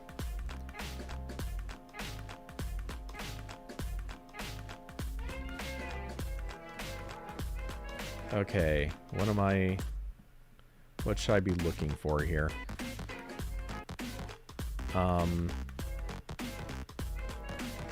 CES news, we've got rumors Engadget will judge the best of CES awards for the 8th year in a row, which, come on, clearly that's not a good idea.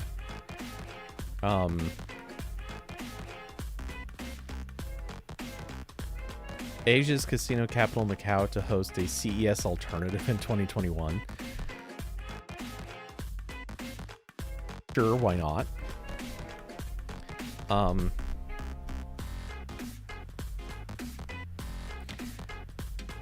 What the hell? Billie Eilish and Dua Lipa will give CES attendees a reason to come out and play online?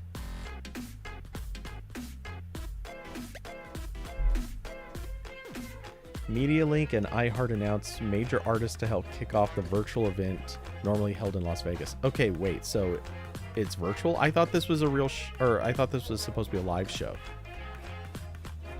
Oh, search the AP back channel for CES. Honestly, the thing is, we don't usually get anything. Like, usually the most we're getting from CES stuff ahead of time is like a such and such company is going to be doing a presentation. They usually don't tell us what it is. Or if they tell us, the most they're going to tell us is, hey, we're going to be doing a thing, and it's something you'll care about. Like, they might reveal, oh, hey, this site, you cover iPhone stuff.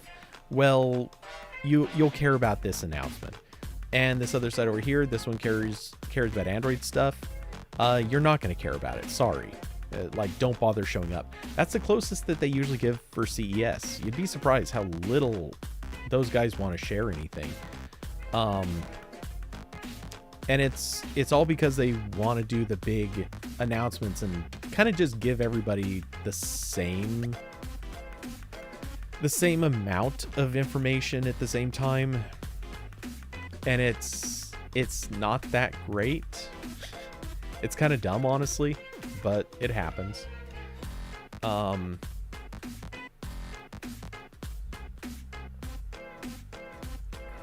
So yeah, honestly, we don't get that much interesting stuff for CES.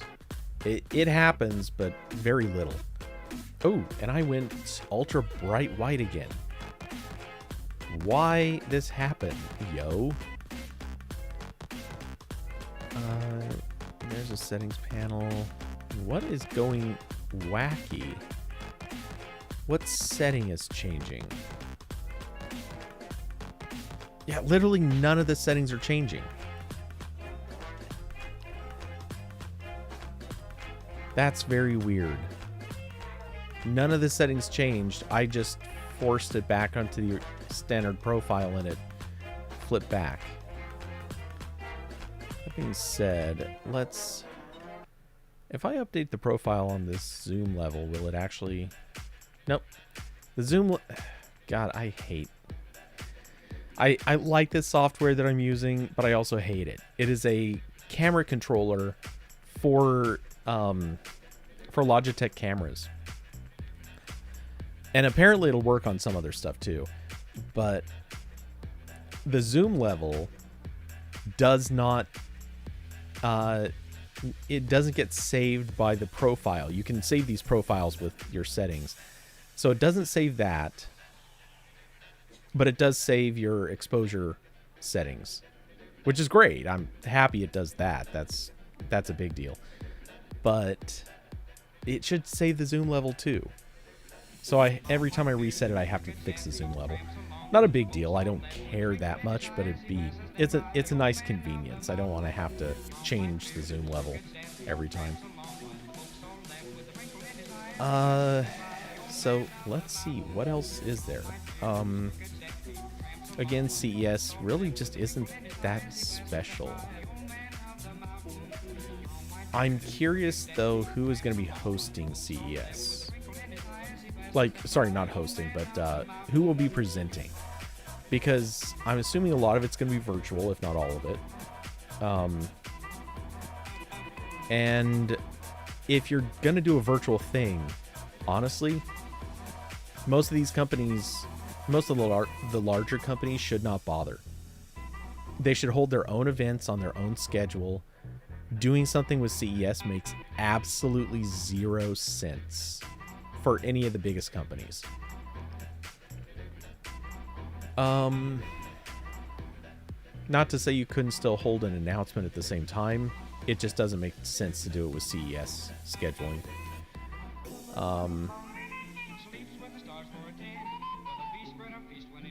Let's see, CNET's making some predictions. 8K OLED micro LED screens. Which, yeah, that sounds about right. Plenty of new televisions for the first time in decades won't be introduced in person at CES. Yep, so TV makers are going to be a big deal there. Where else? What else?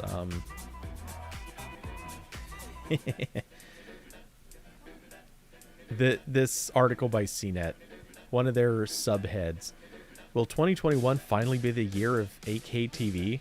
Probably not. Like, their subhead actually says probably not. I guess I could let you see what I'm looking at. But yeah, there's the subhead. Will 2021 finally be the year of 8K TV? Probably not.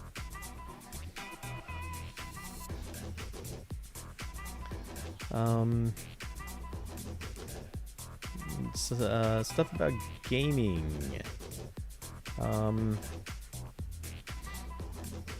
Oh, yeah.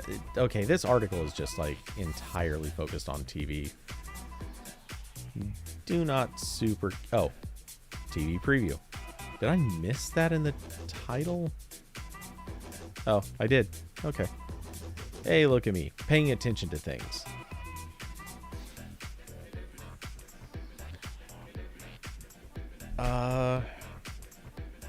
GM's going to push more electric car stuff. That's good.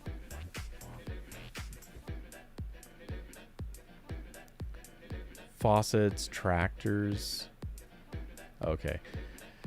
I don't feel like there's going to be anything super exciting for us at CES. I mean, honestly, most years there isn't anything. And that's kind of the thing, like there's something wrong with it. But most of the stuff when it comes to mobile tech, CES is just like a thing for what do I want to call them? Man, my webcam just went wonky again.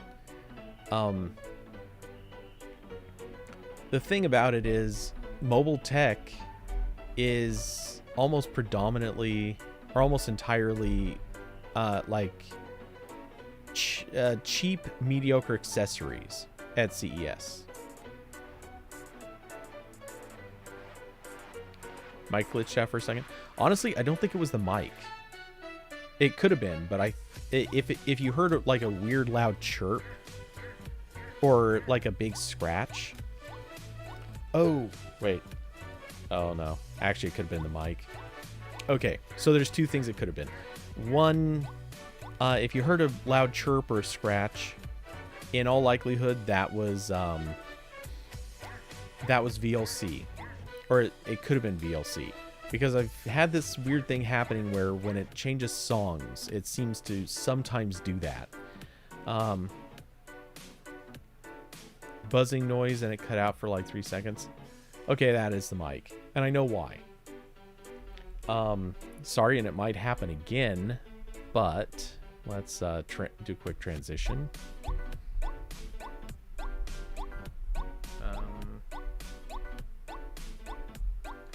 Okay, so this cable, right there, that cable is going bad. It's all kinds of bendy and like disconnecting these days. It has been through enough abuse, so I do need to replace the cable. I just have not gone to the trouble of shopping for a new one yet. That being said, let's see. I think this was a 6-foot cable. I wish I could find something longer. Is it just an aux cable? No. In fact, it is a USB, or so this end of it is a micro USB cable. Amazon, let's say, could we do like a 10-foot micro USB? That would be kind of awesome. I could really use a 10-foot micro USB cable, because this cable has always been just a little too short.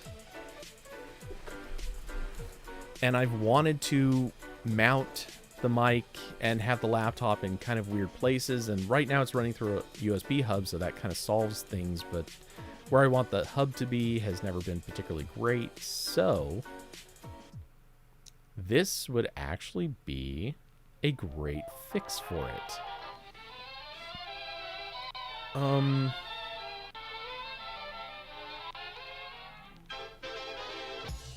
Yeah, I can't believe I haven't thought about ordering a new one in a while. That would be an awesome idea. I think I'm going to have to do that. And I will continue shopping for that later. But yeah. Aux cables, not super common with mics like this. At least not from what I've seen. Typically, if you're talking about a podcasting mic, what you would be getting is either a USB cable, or you're going to get something like a... well, you could end up with something that's got like XLR cables. Do I have any XLR anywhere near me? I don't think I do. And they actually come in XLR and mini XLR. Is it mini or micro? I don't remember. Anyway, yeah, I don't have any XLR stuff around me that I can think of. Or that, at least not that I can see.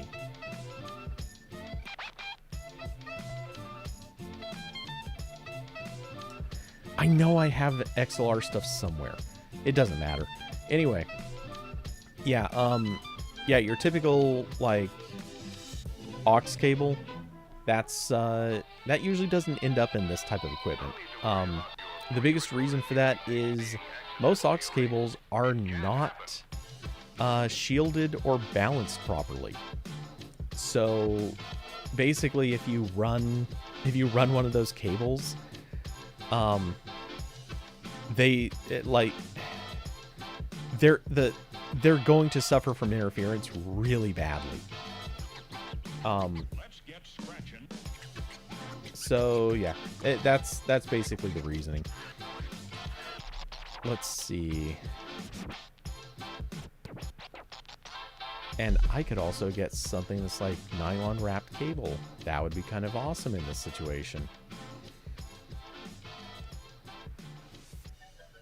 Though I think I want to keep it a black cable so it doesn't stand out in the feed. Because if you can ever see the bar, like actually right now, I even kind of want to move these so the road name is not showing up.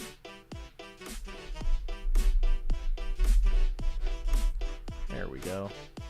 Well, not that you can see that one, but yeah, I like the idea of keeping the arm about as clean looking as possible, and I don't want cables that are visible. I like that they show up as black on screen. Also be great if I could find one that's angled, but I don't think that's going to happen. Okay. Anyway. So that's useful. All right. So what else do we have going on? Yeah, I can totally get it too. The way the cable's positioned, I know I'm bumping it every once in a while whenever I move the microphone. I should stop touching it for the remainder of the feed, or remainder of the stream, but it's hard not to.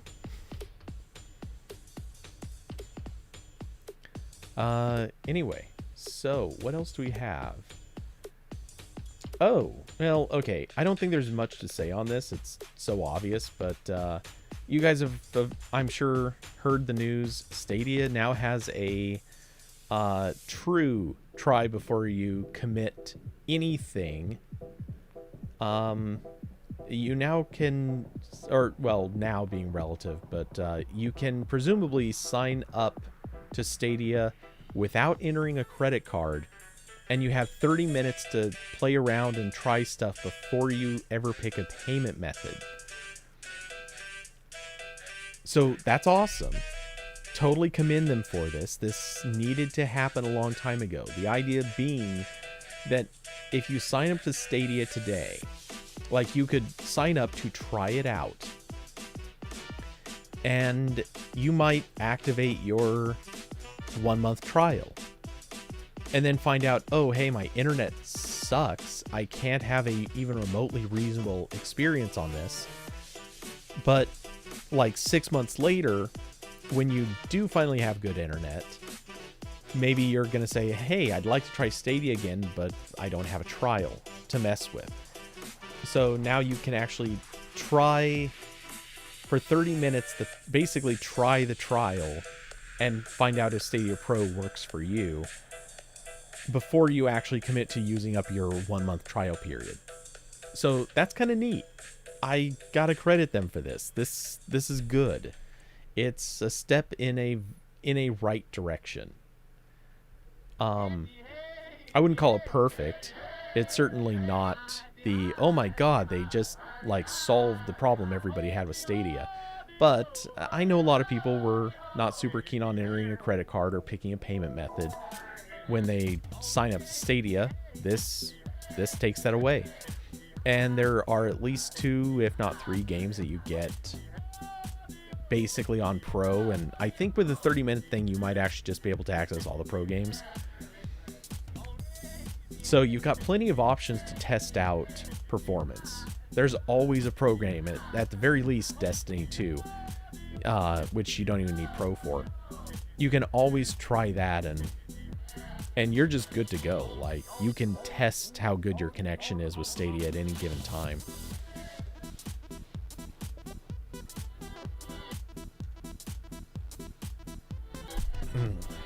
All right. Anyway.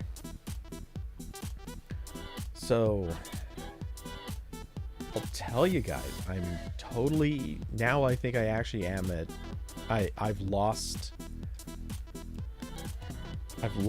topics. Hoping for some Gen 2 hardware next year. That would be great.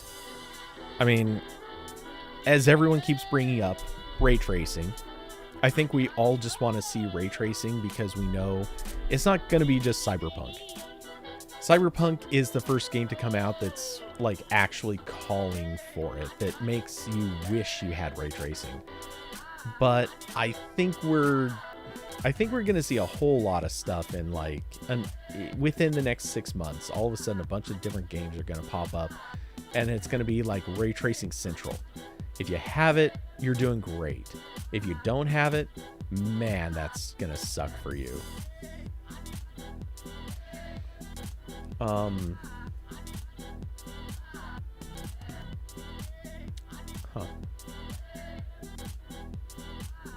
Weird. Got a follower notification from Elo. Did you guys know Elo is still operating? I didn't.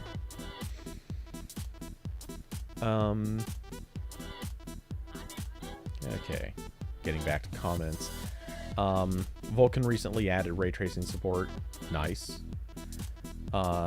So yeah, I'd also like to see, obviously, some faster processors would probably not hurt. Just generally beefier video cards. That's the given. We need the beefiest video cards they can put in, and that's the point. That's the goal of this thing. Google's supposed to do the upgrades, not us. So yeah, I'm looking forward to it. That being said, I think it's hilarious that by most people's estimation now, Stadia is basically the best way to play Cyberpunk. Now, if you have an absolutely decked out computer rig, okay, like a serious gaming rig, you're still going to have the best experience. But for the substantial majority of people, it's actually better playing on Stadia than anywhere else. I think that's hilarious. Stadia has proven itself to be the best way to play a game. Who thought that was going to happen in 2020? Like, just straight up, who thought 2020 was going to be the year where Stadia's like, oh, yeah, we're still mediocre, but we're the best.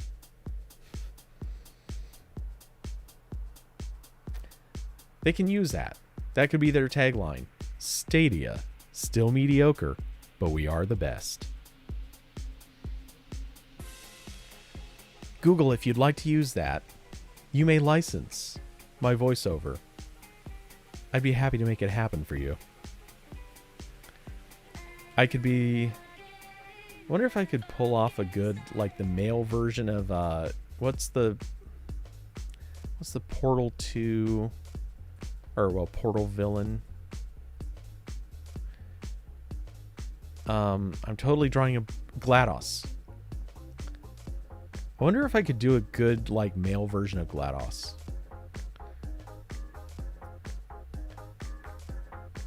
Hello, Michael. We'd like to play a game. Have you ever played a game where you go through walls? We could take you through a wall today.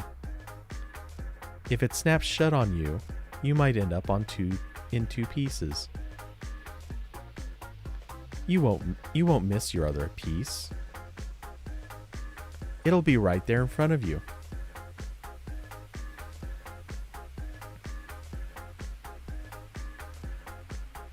Yeah, I see future in this.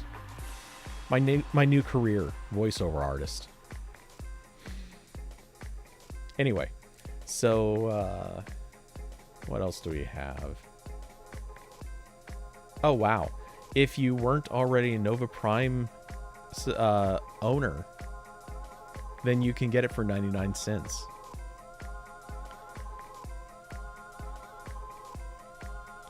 Okay, anyway, enough of that. Do we have anything popping up interesting in AP? Any disasters or crazy crap happening?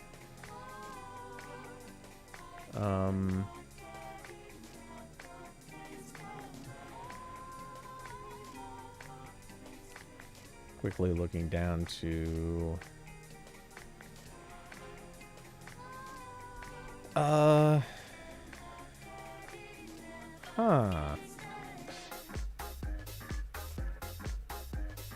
Well, here's something. Apparently, and this is always a little questionable, but apparently, Exynos benchmarks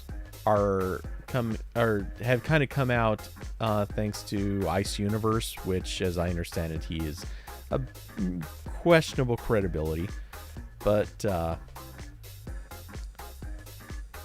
yeah, 1089 for single core score and 3963 for multi-core score. That's pretty good. Samsung might redeem themselves.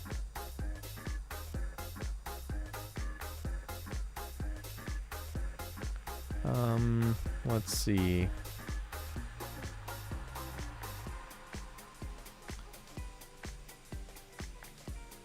Nothing else super interesting.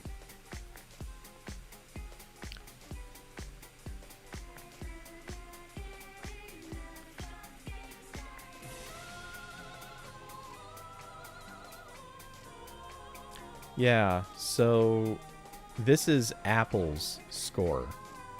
I mean, it's higher, but it's not so much higher that you're like, oh my god, it's just blowing away Samsung.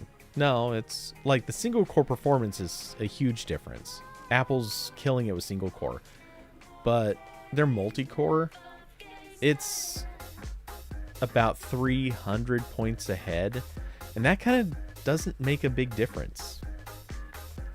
At a 300 point difference on multi-core coverage, like, that's pretty minimal. So that's neat.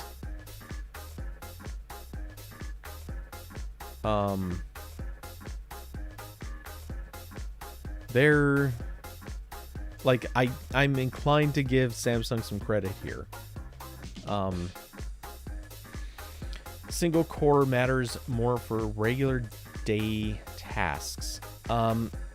So yes, it does, but multi-core is more for gaming and stuff. Right. However, so I'm going to throw the loop on this one. You're right. For your regular day-to-day stuff, single core does matter more. However, your day-to-day stuff does not. God, I can't stop picturing Fall Guys when I hear this music. Your day-to-day stuff, what ends up happening is most of that stuff does not tack out your processor in the first place. A lot of it, like loading your Twitter feed, all the random things that you do. When you're doing that stuff, you're not tacking out your single core performance is not hitting its limits, not even close to it. So 9 times out of 10, it doesn't even matter that the performance is just slightly slower. You're still going to get high speed changes. Everything's going to happen at basically the same speed, and you won't be able to tell a difference. The significance of multi-core is that that's where things like doing AI processing on photos, doing any sort of like video conversion, if that's not already being done by the GPU.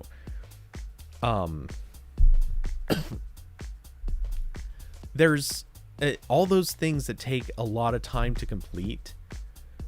All of that stuff is still multi-core specific. So that's where these days, more often than not, that's where I want my performance to be. It's back to multi-core. I know for a while, yeah, single core mattered a lot more because at that time we were stuck in that place where you were going to get like jitters because the OS was doing stuff on the main thread while also trying to render and do a bunch of other things, and it didn't have the performance to cover that. But as those single tasks more and more get sent to the background, which, you know, if you're using the SDK properly, is supposed to be sort of forced on you.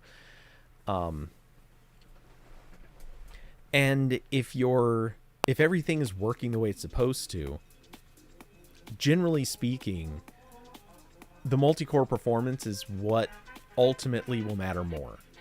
Single core matters for some stuff, but it's just not the same situation anymore. What new horizons can we look now? Where are tomorrow's opportunities? Let's see. They're using stock ARM cores, so it's really a matter of overclocking in the fab. That's true, but I thought Exynos was doing some weird side stuff with it. Because, yeah, I know that this isn't exactly like a new design or anything, but I thought they were adding some things. Maybe I'm wrong.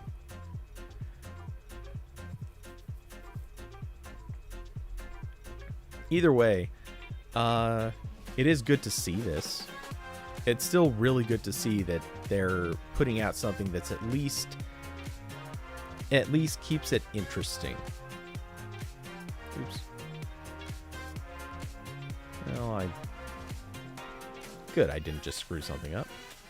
I don't think. Good, I did not. Yay, I was worried for a minute.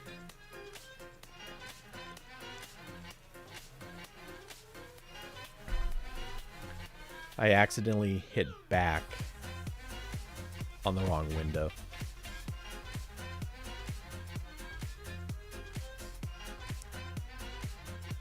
Play some Fall Guys winter season. I hate to say it, I can't. I actually cannot do that. See, Saldana, actually, you may not have been here when I talked about this before, but there's a bit of a problem with the Surface Book. And you can't really see it on camera. At least I don't think you can. Let's see. It wasn't really visible before, but let's see if I tilt it. Oops. I guess get it kind of in the light side. Actually, or maybe if I turn it around. How visible is it going to be?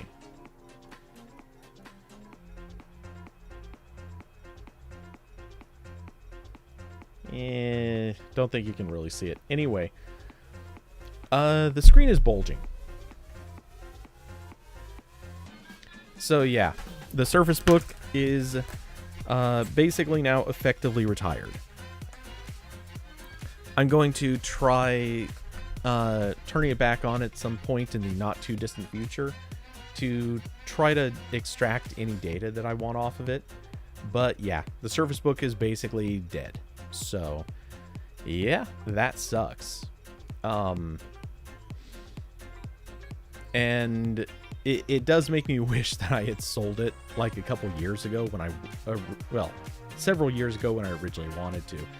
But yeah, I had not considered the fact that a battery bulge would basically make this thing effectively unusable. Like with a regular computer or even a laptop. Like most laptops, when the battery goes bad, even if it bulges, chances are you won't even notice. It's inside of the base and there's room for it to bulge and it's kind of a non-issue.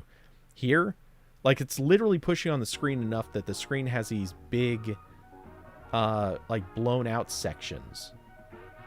So it's not good. It's real bad. But yeah, and if I remember, Fall Guys is still, I think, Windows only.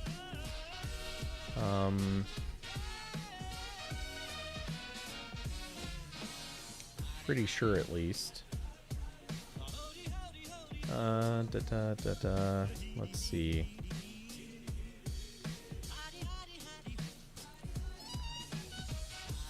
Just double checking here.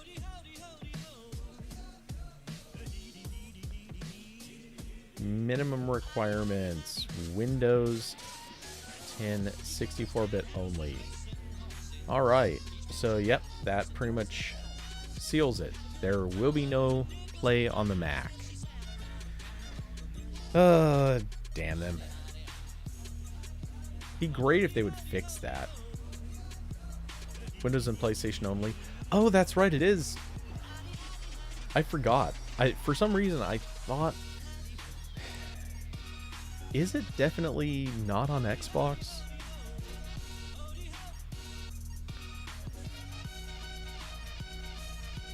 Let's see. Fall Guys. Pause the video because we don't need it. Yeah, PS4 and Steam only. Wow. It seems so weird. I so much would have thought that they'd, yeah, I'm sure it's a timed exclusive with Sony too. Which, man, what a smart timed exclusive. Because by the time that exclusive is over, I don't think people are gonna even care anymore about Fall Guys. So when it finally hits the Xbox, everyone's gonna be like, oh yeah, that happened. Woo. But yeah, they made the right move with that. Well, Sony did. Anyway,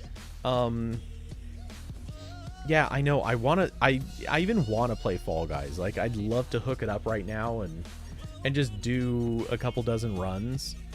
But I don't know. Yeah. Yes, I could boot camp and all that stuff, but man, you have no idea. Right now, I'm actually... So, fun fact, I've been going through and re-encoding a ton of video just so I can shrink it down. I've been re-encoding everything to H.265. And it takes forever, but holy crap. Unless you've done this, you don't know how much space that saves. I mean, it is mind-boggling.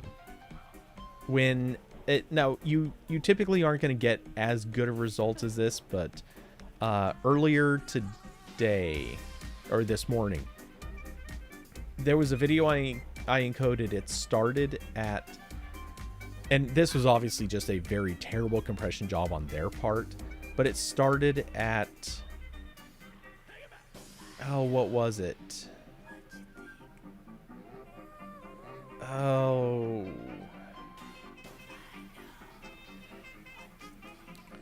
it started at, I think, just under 500 meg, and by the time the encoding was done, it was coming out at just about 50 megabytes. When I did the math on it, it was like 1/9, not quite 1/10, but it was about 1/9 the size. It was insane. Does H.264 compress better than WebM? I honestly have no idea. I have never converted anything to WebM. As far as I know,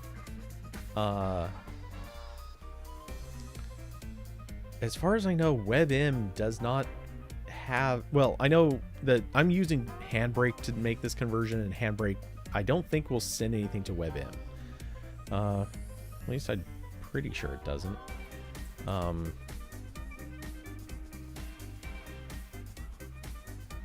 And yeah, exactly. WebM is just a...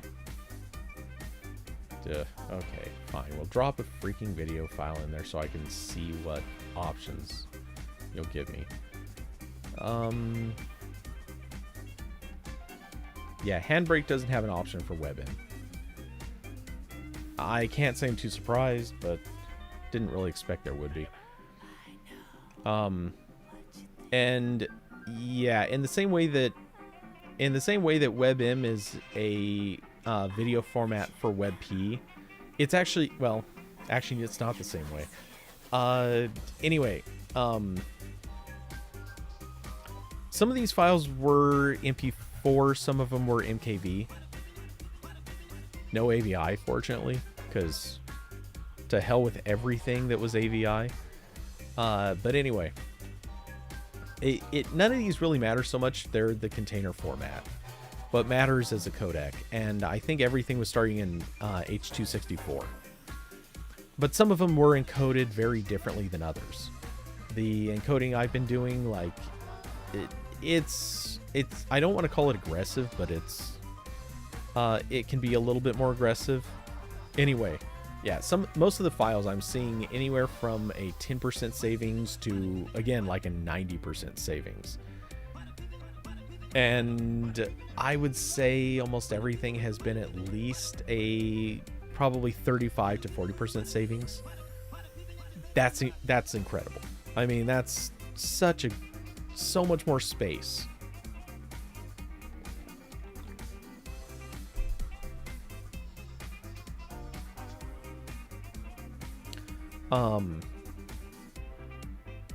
Let's see. Before I forget, and in the interests of a long-running and well-recognized tradition, I think I'm going to call the 15-minute warning,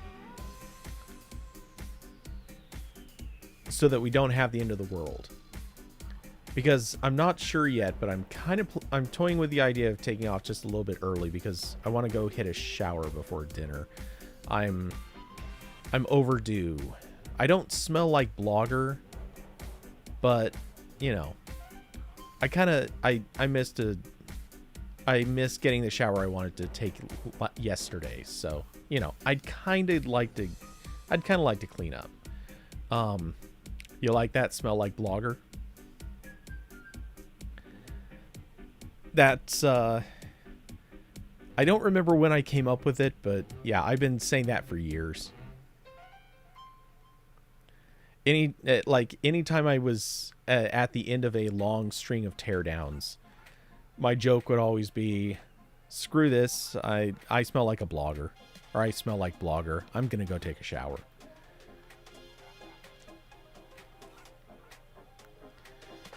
I smell like the man at the bottom of your mom's basement. Wait, actually, that means something different now that I think about it. That means something very different. Forget that one a lot. But no, anyway. Damn it, now this sucks. Now I can't stop looking at USB cables.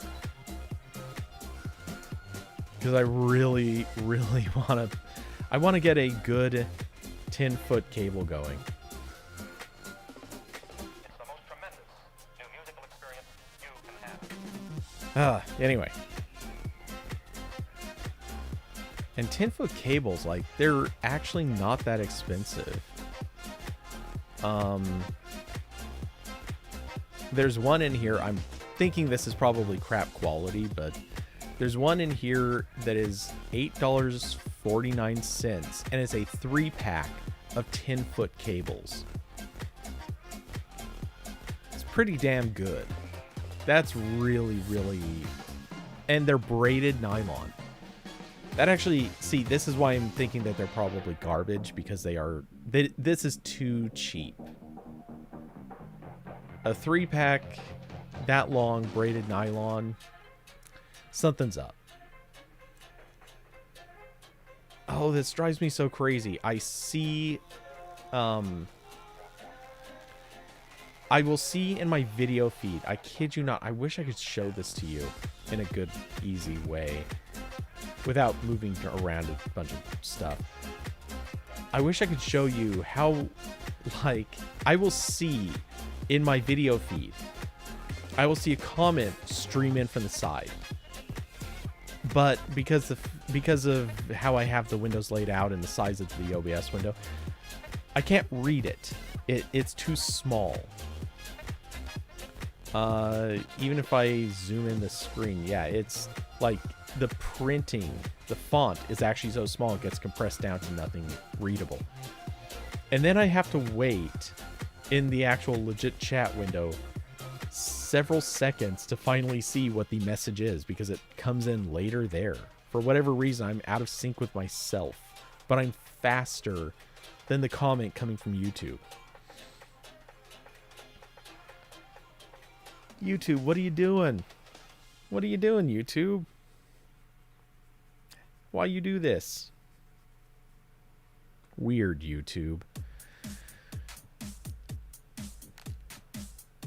Oh boy. Anyway, so you say the Amazon Basics braided ones aren't that bad. Okay, well, might consider. The one I stumbled across was, let's see, the one I was looking at is this Cabe Pow. They're so cheap they couldn't even fit in an L in their name for Cable Pow. It's just Cabe Pow. I mean, it's rough if you can't afford a letter.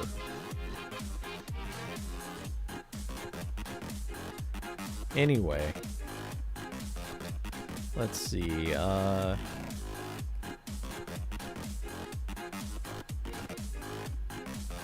Yeah, it's sponsored too. I know.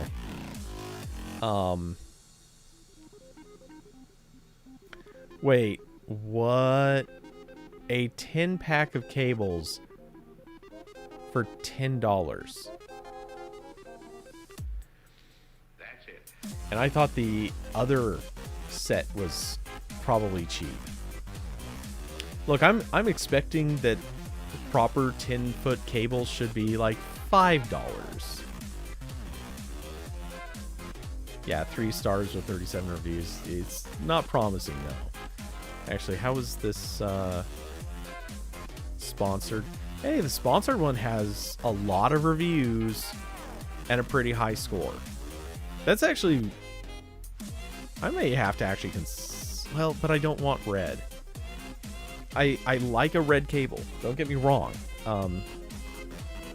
Where's... Oh, well, for example... My, this is the cable that I use for the video capture card. I'm all about having red braided cable. I like it. But I don't want it for something that's going to appear in camera. So it's going to be black cable for sure. And braided is ideal, but not necessary. Let's see, do they have color options? They do. I think we might have a winner. Out of curiosity. Oh god, the gold kind of actually looks awesome. I sort of want the gold, kind of also want the blue, but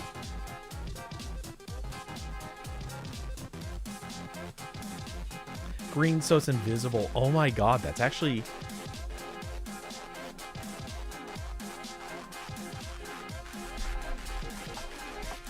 That's a great idea. That's a really great idea. Also,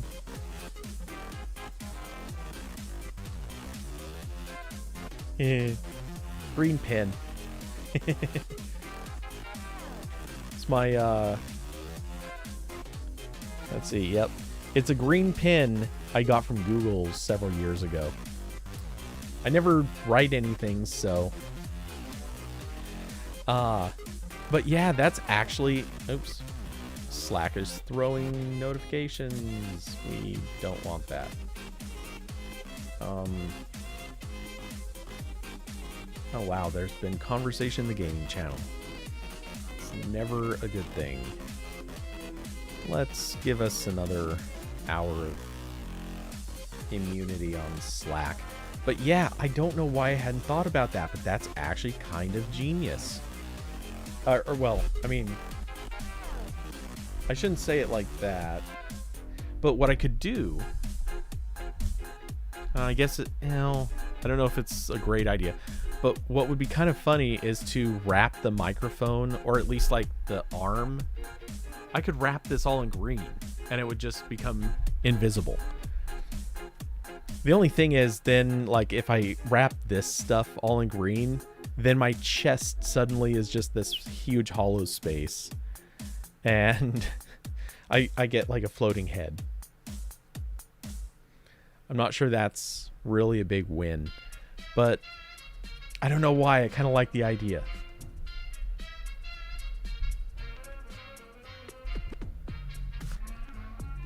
Also picturing I could stack things in an interesting way. Though I guess I could do that anyway. That wouldn't really be accomplishing anything. I was going to say what I could do is stack something behind the microphone layer that, or behind me, I guess, technically. Yeah, I could stack something back there that is a different video. And then as the microphone moves around, like it would just show through those areas. And it would give that other whatever weird effect that would be in there. That'd be kind of neat. Yeah, okay. We both came to the same conclusion at the same time, but yeah, anyway. Huh. Where is... Wait, damn it. Oh, good, I didn't lose that. Alright. Yeah, there's a very real chance I'll just order these tonight. Because, obviously, like, again, this cable's going bad. It's not going to last too much longer, so I might as well replace it.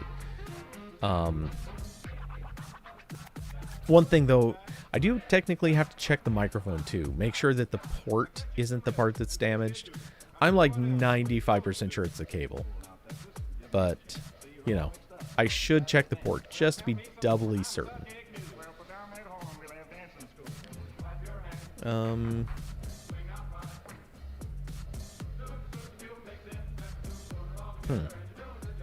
Alright, anyway. So, what else do we have going on?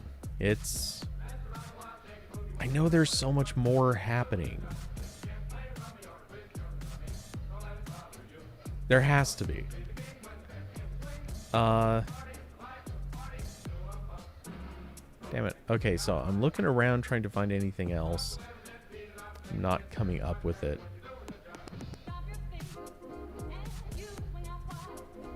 See, this is why I'm kind of calling maybe a slightly earlier show, because I'm just honestly, like, I'm at a loss for a good topic now. I don't know what else to rant about.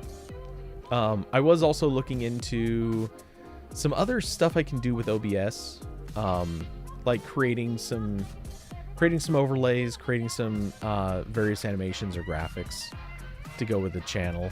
Not really sure what else to do. I have a few things I'm definitely I have in mind, but I just haven't gotten around to working on them yet. But yeah, there will be a few things.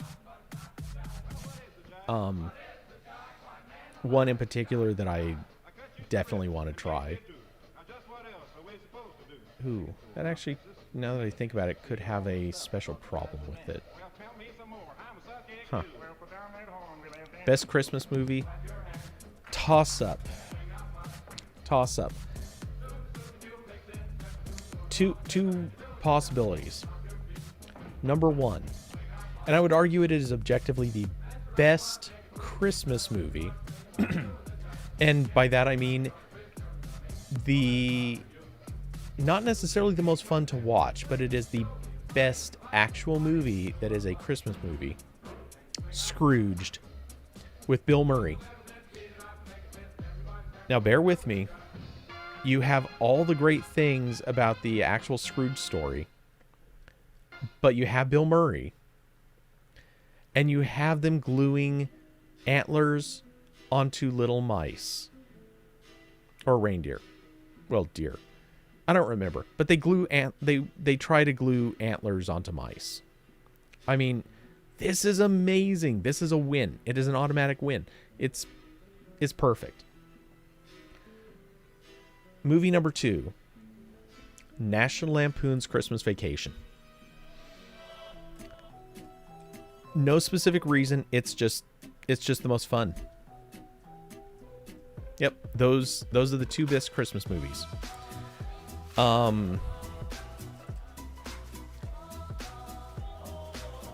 Yeah, I'm trying to think of anything else that even comes close, but I got nothing. I watched Fat Man recently. It's okay. It's not great. It honestly has some weird problems to it. So I would say Fat Man's a definite no. It's just not a winner. I watched Happiest Season, the new Kristen Stewart movie. It is objectively very mediocre. It's fine. There's nothing really overly wrong with it. I mean, I could nitpick little movie details, but it's not even really a Christmas movie. It's a Christmas movie the same way that Die Hard is a Christmas movie. It takes place during Christmas, and they have some Christmas ornamentation there, but none of it actually really has anything to do with Christmas.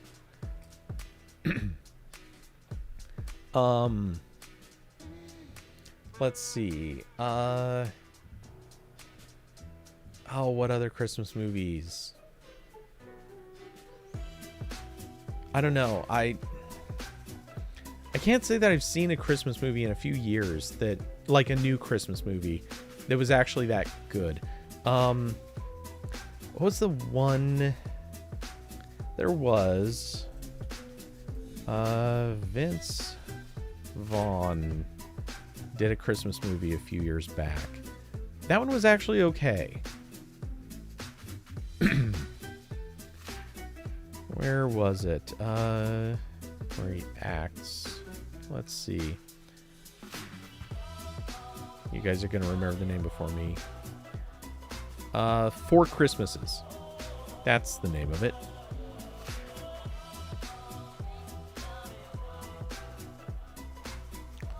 Him and Reese Witherspoon.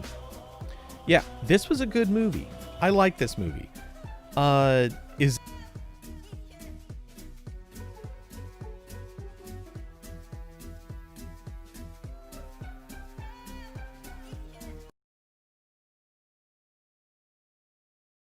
Jeez, they really made a point of highlighting how short she is in a poster. I knew she was short compared to him, but because he's a really tall guy. I think he's my height. He might be even a little taller than me. And she's, of course, not far from being a midget.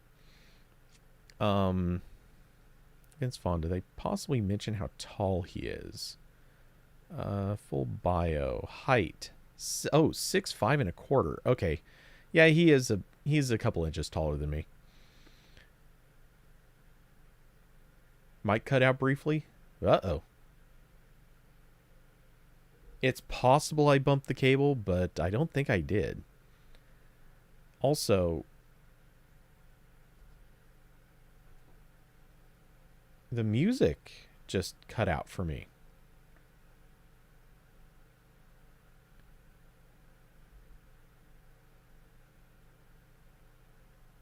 It's...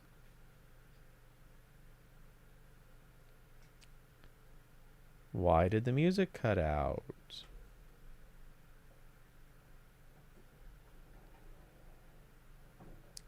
Huh. Okay. So, and I see it cut out for you guys too. That's probably fixable. Oh, hey. I think bad things are about to happen. Okay, fair warning. There's a small chance that the computer's going to crash in a minute. I'm going to force quit VLC and hope nothing blows up.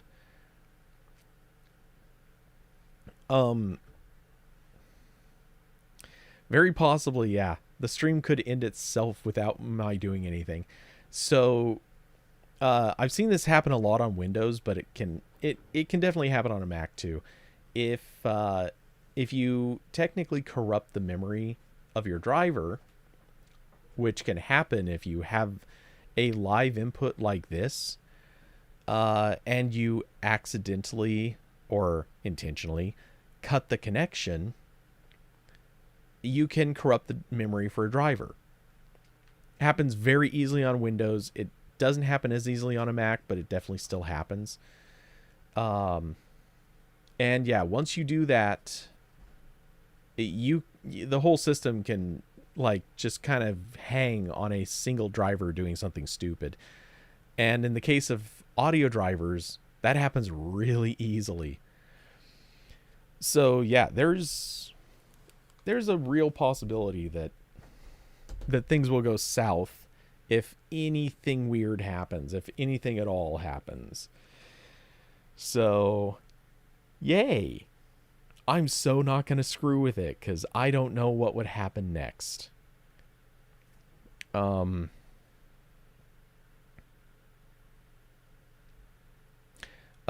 yeah, and I just realized I forgot to copy the now playing overlay into the window capture. It doesn't matter because at the moment that has nothing in it. But, yeah. So for the moment, you're going to see, or for I mean, we're past our 15-minute warning, so I can safely end at any point. That'll be my Christmas gift to the world. I'm not ending you this week. But, yeah, we're just going to have that overlay sitting there. I had forgotten to copy it over to my window capture scene. I had it in everything else, but not in that. Oh, and I discovered, or I learned about, I haven't used it yet, but you can actually, I didn't know this, you can style OBS scene names. Like you can give them different colors and, yeah, basically just style them so they look different. So I know you guys don't care about this, but it's neat. I'm happy about it. I can, I've wanted something like this and I didn't know it was doable, but you can actually just use straight HTML to make them look different. So there's a very real chance I'm going to be doing something to that effect fairly soon.